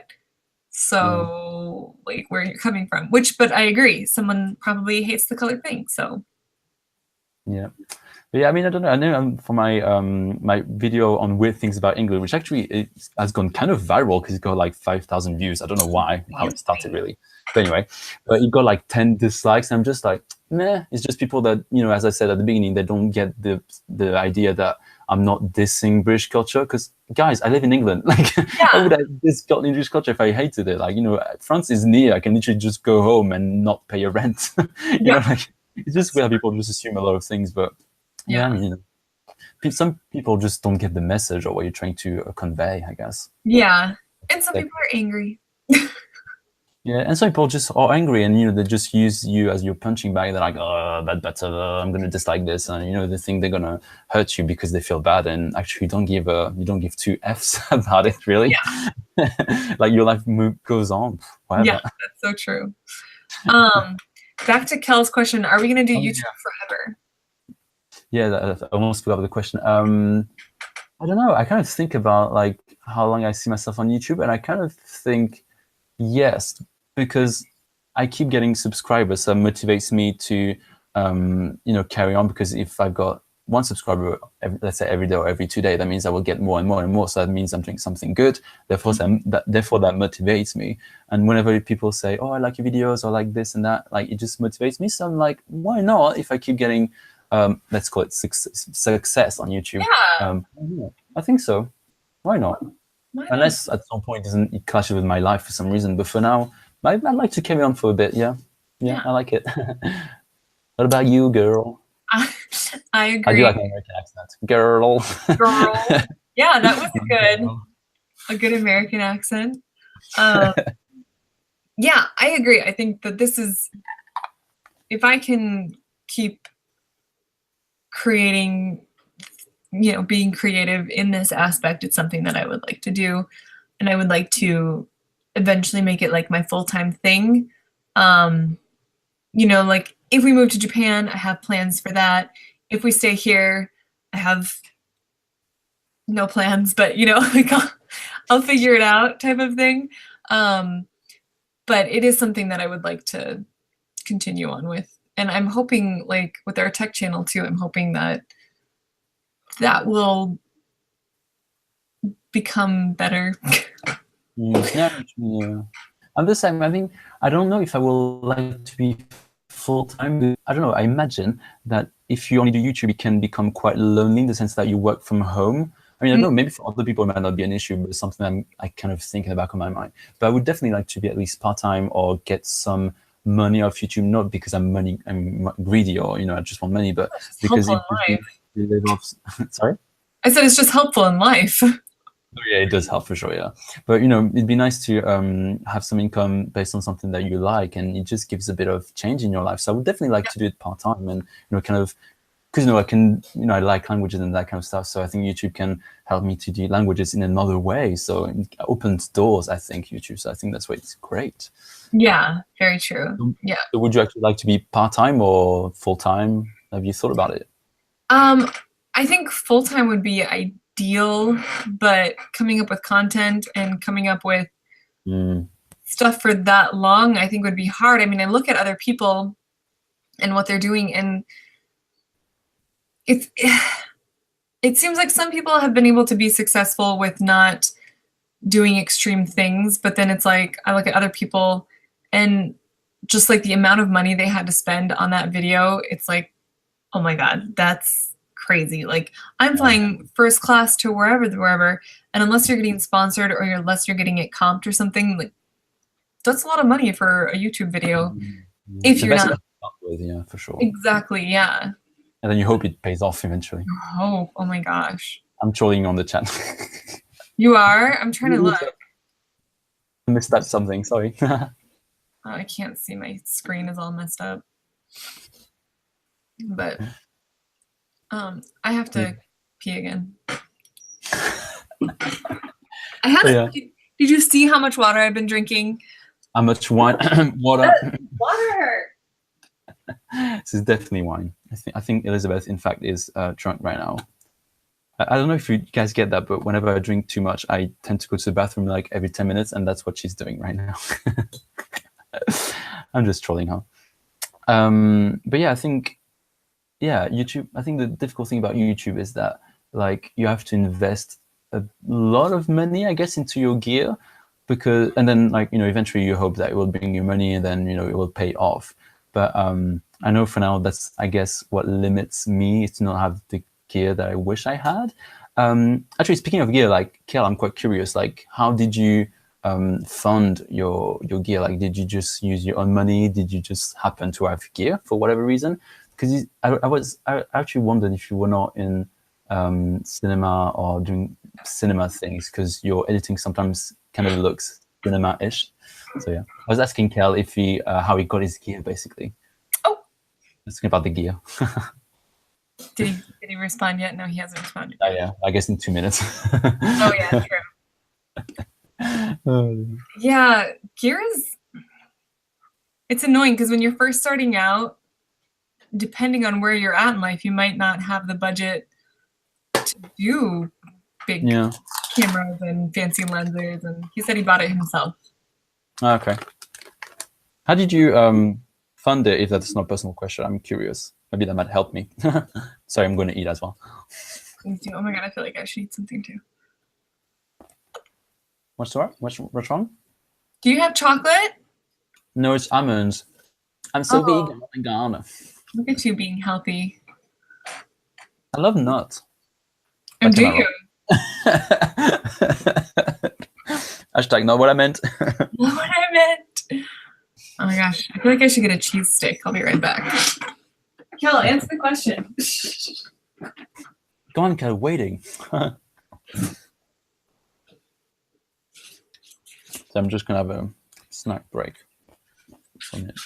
Also, I started YouTube because I knew for my future career I wanted to be a video producer, and I've gained so much knowledge just by teaching myself. That makes sense. I finally buy credit cards. Fair enough. So you earn money, basically. Whoop. I lost my almond. No. Anyway. Then pick that off. Fair enough. We should all eat together. Oh my God, I love the idea of like having a live stream when you just eat together and talk about random stuff. Oh my God, that's a new channel concept. Here you go. Where we just eat? We eat and talk about stuff. Oh yeah. And then we do like that word that I didn't know earlier, like people eating on YouTube. Oh, mukbang. Mukbang, we do that. The live stream. Mm-hmm. It's funny because I actually, when people are eating, which I shouldn't show you my food in that, but when people eat on television, I love it. Like in an actual TV show, like they're having an apple or something. Mm-hmm. I'm always like, ooh, I like the way that you're talking. And then I also like the food that you're eating. So now I want to eat that food. Mukbang bitches. Yeah, I know, right? Ooh, Mara, I'm so jealous. You want to do mukbang? Gross. I mean, so what would you do? What would you eat, Kel? Yeah. What would you mukbang?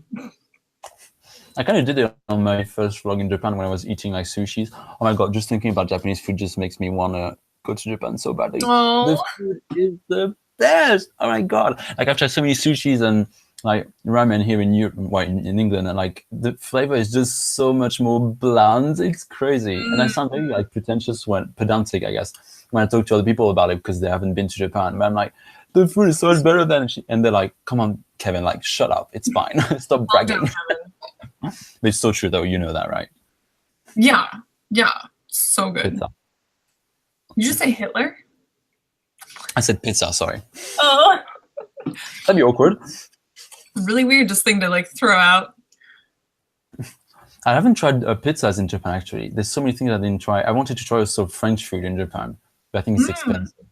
Is it? So, well, I think it's about like each meal would be like 2,000 yen or 3,000 yen, which is a bit of money, I guess. Yeah. Well, the restaurant in Japan anyway. So, did we have other things to talk about? The sub for sub. We didn't talk about that. Interesting that you came up with it. That's a good point actually. I feel like because at the beginning on YouTube I was like on a Reddit topic, and like there was a lot of people that were talking about like sub for sub, like sub for me, blah blah blah. And then a lot of YouTubers were talking about the fact that, I mean, don't do that, because except for having more subscribers, there's no point, because these people might probably never watch your videos. So what's the point of having subscribers if you don't have views? Having said that though, it seems more relevant to do it now when you're the 1,000th subs, because you can access monetization. So I don't know. Maybe there's a point, I guess, right now, but I still wouldn't want to do it because first it's too much effort. And it's very spammy. And I know people don't respond well to spam. I'd rather have like good quality subscribers that will comment like interesting stuff than just people being like, lols, sub for me, lols, you know? Yeah.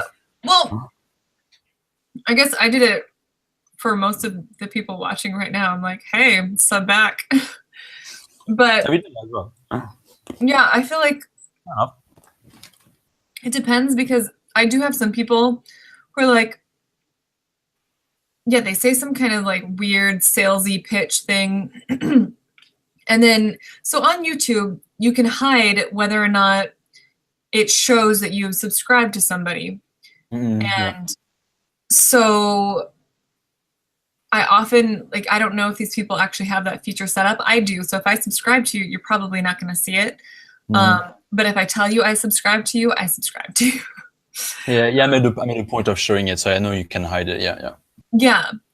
I've done it, but I wait to see if they stay subbed. And yes, exactly. So it's like the same thing happens on Instagram, which like freaks me the F out. Is so annoying, because there's actually, anyway, but people they'll follow you or sub for you, and then they'll unsub or unfollow you right away. Yeah. That's really annoying, because it's like, don't waste my time. Yeah. But it is a tactic. I never do that. Like whenever I comment on someone's video and I'm like, hey, I think we should be friends, or I think that we should support each other, I mean it. Like I will watch your videos for the most part, unless like they're really uninteresting. But usually I came to your channel because I'm interested in your channel, you know? And then, yeah, if I say, I'm going to sub to you, can you sub back? Yeah.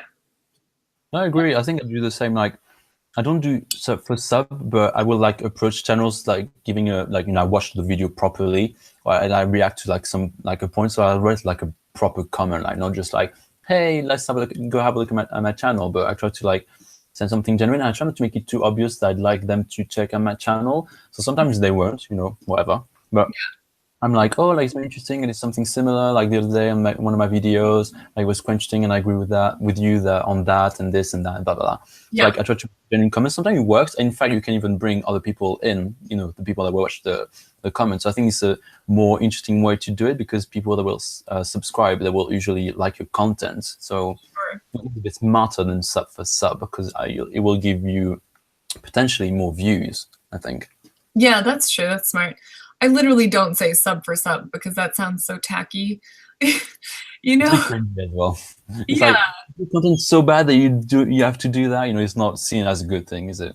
Yeah, and that's why I feel like everyone knows that looks so so tacky. So P.S. Mara and Kel would mukbang pizza, it looks like. Oh yeah. And Mara wants Domino's. You haven't had Domino's yet? I feel like Domino's has been there forever. Oh my God. Wow. I want a pizza right now. I'm so hungry. I'm gonna have so much food after the live. Really? Oh my gosh. I mean, we can wrap it up soon. It's been 3 hours. We're like pros. Let's keep it about 10 more minutes, I guess. Yeah, that's a good call. Then we've got 3 hours. Not too bad. Say that again? We've done 3 hours. That's not too bad. Yeah, I think that's good. And then I'm going to be doing more later on. Oh yeah, wow. Yes. Well, I'll tune in for that for sure. Thanks. It'll probably be sort of redundant, but that's okay. Whatever. You can. I'm sure that you can talk about different things. I'm sure.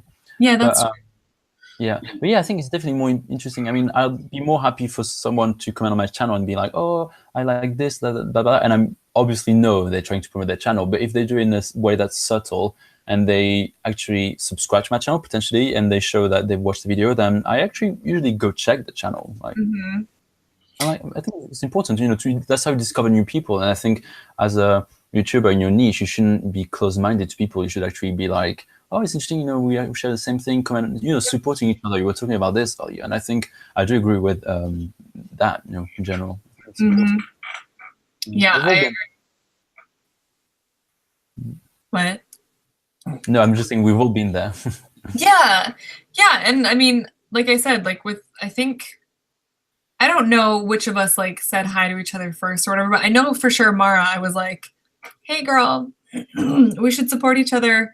I like your content, and I was drawn to her stuff because it's, Japan related, and nothing on her channel was like off-putting or offensive. So, that's like something where I was like, hey, let's whatever. And now, we chat and we're YouTube friends and stuff, which is so cool. And I love it. And so, I think I did. I can't remember how we connected. I'm pretty sure it's me that commented something on one of your videos because I was like getting ready for Japan or something like that. I'm sure it was related to that. And then like, I don't know, I guess you just kind of found out I had a channel, but I don't think I meant for you to check out mine. I don't think. I'm not sure anyway. That's a long time ago. That's like a year ago. Wow. I know. Oh my gosh. Cray. So crazy.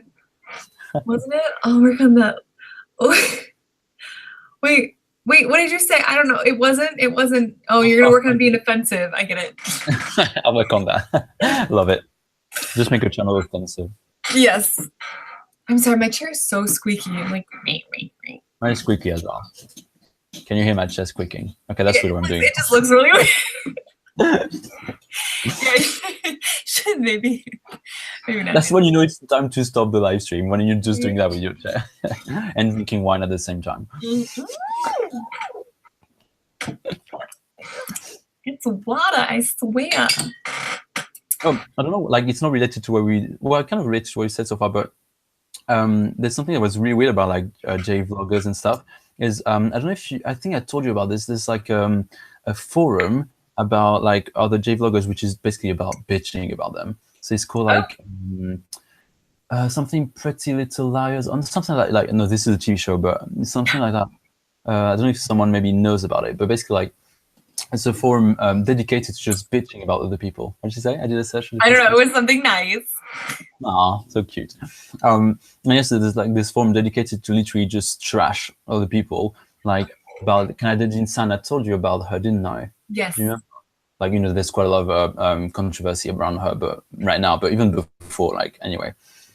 But like these forums make me kind of very uncomfortable, obviously, but I'm like, I really hope that never happens to me, that people like create a page or website to just bitch about me. And the worst thing is like, they're not even constructive. If you're going to create a page about me being like, well, Kevin is wrong, like his ideas are kind of misconstrued because that, if you explain like, okay, it sucks, but at least that's fair enough. You're giving your opinion.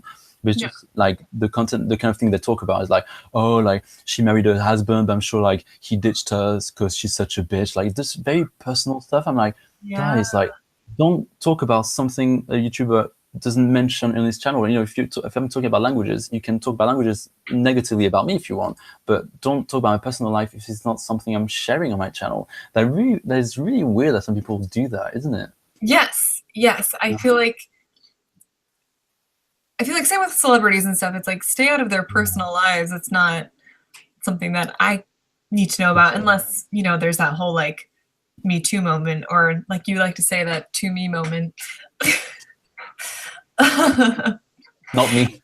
Not me. That's what it was. Not me. My not me moment. But like, I don't need to know about your sordid love affairs on the side or whatever, or like stuff like that. But that is weird. But it seems like the people who get trash talked about, it seems like sometimes they not deserve it, they attract it. Like I feel like your channel, you don't say or do anything or promote anything or get involved with anything that's involved like that so far. So I don't think that someone would say that about you or make it. I think maybe the reason why they were bitching about Canadian Sun, but I know they do that with other YouTubers, but you know, I've got a life, I'm not going to read all that, but I read like a few pages. Shut up, you read all of it. What? Yeah, I read all day long with popcorn. But yeah, I think it was the drama because I don't know if you remember, if you've heard of it, it's because a long time ago, and no one really knows the truth of it, but basically like Canadajin-san allegedly spammed Rachel and June's channel, and there was some drama like that. I guess you heard of it. If you guys watching this live stream don't know, just look it up. Just type Rachel and June and Canadian, you'll hear all about it. Yeah. But I think that started then, and then people were just kind of taking sides. And I'm like, it's just, I mean, maybe she effed up, maybe, you know, maybe she did that, but at the same time, I'm like, I don't care because I see her as a YouTuber, so I care about her content, not her personal life. Unless the channel was about her personal life, then I guess, you know, it would be kind of more okay for people to give their opinion, even if you shouldn't, but, you know, at least I'll be more relevant. But in that case, if I do languages and people start talking about, like, you know, what kind of person I am, if I'm a jerk, I'm like, guys, like, chill. This is not about my personality, it's about the content of my channel. We are two things. My channel is not me, you know, like it's part of me, but it's not me, you know, I don't know, like it's kind of problematic, isn't it? Like, yeah, with that one's tough because I feel like with YouTube,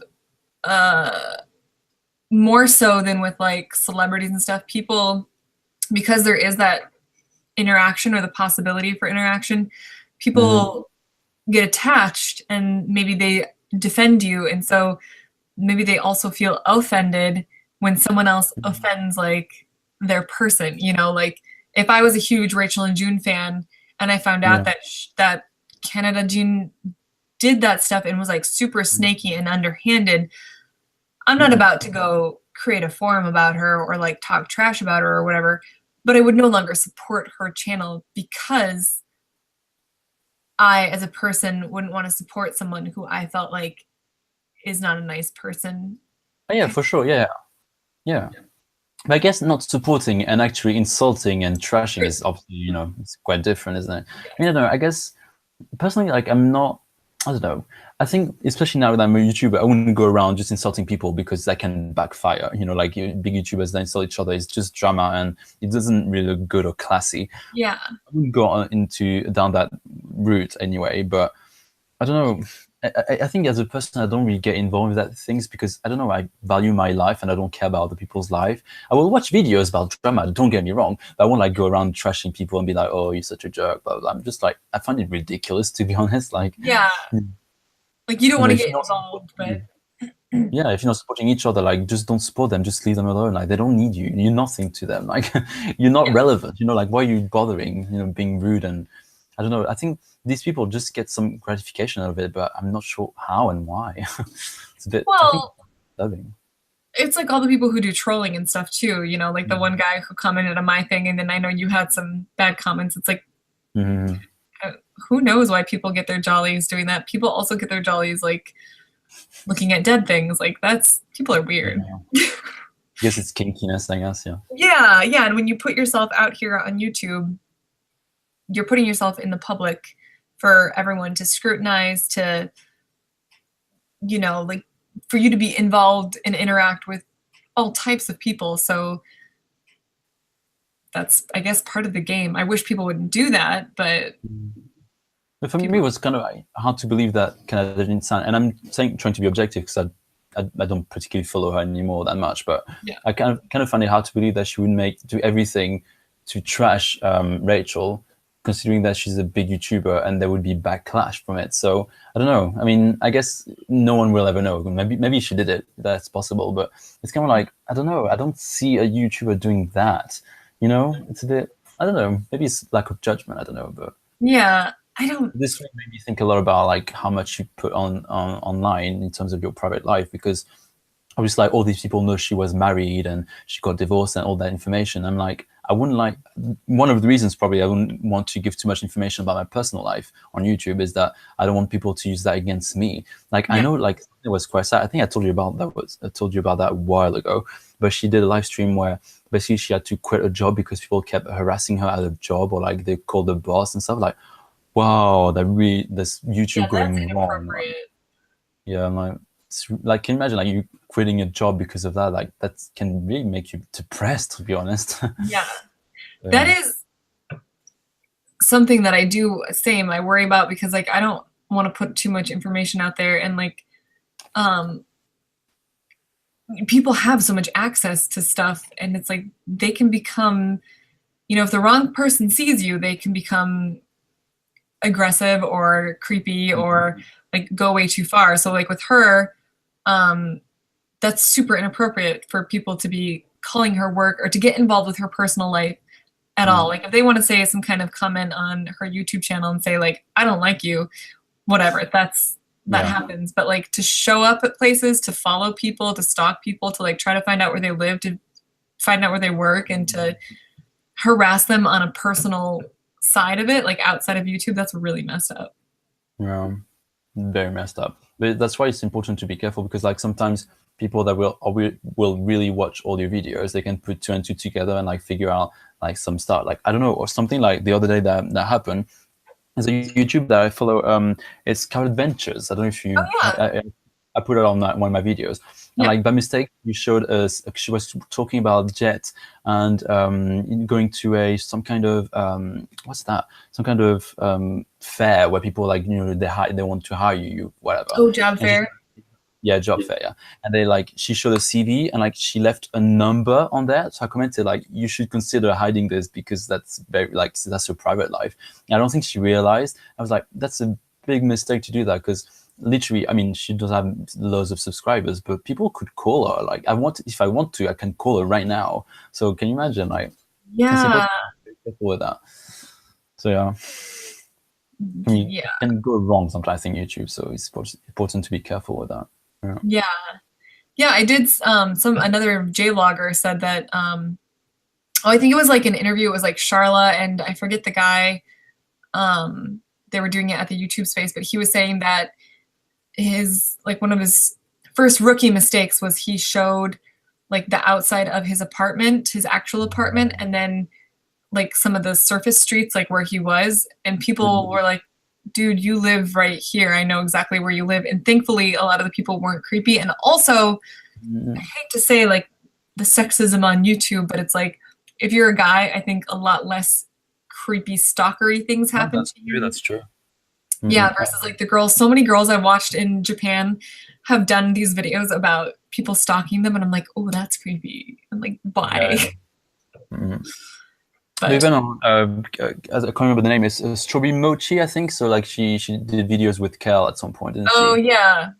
And there was like a video about like, it's different, it's not stalking, but like she had a Patreon account, and then she had like a not webcam, this is a bit creepy, but you know, like live sessions with like their subscribers, and like someone was inappropriate with her. And I'm like, yeah, I mean, that's the kind of things that can happen on YouTube. But definitely like, sorry, what you were saying about filming the front of your house, and I tried to make sure I never film my street or record my street, because Brighton is small and you can recognize it. Even if I like to think no one will find, but you know, it's possible someone in Brighton will know, then we'll put information on the internet, and you know, it goes downhill from there. So yeah, that's the less fun part of YouTube, I guess. Yeah, I know. It's important to know about these things though. It is, yeah. And you would think that people would realize that, but people don't. Yeah. Like, definitely. Yeah. Anyway. So should we wrap up? I know, I was like, we should end on like a bit of a less creepy note, but yes. What should we end on?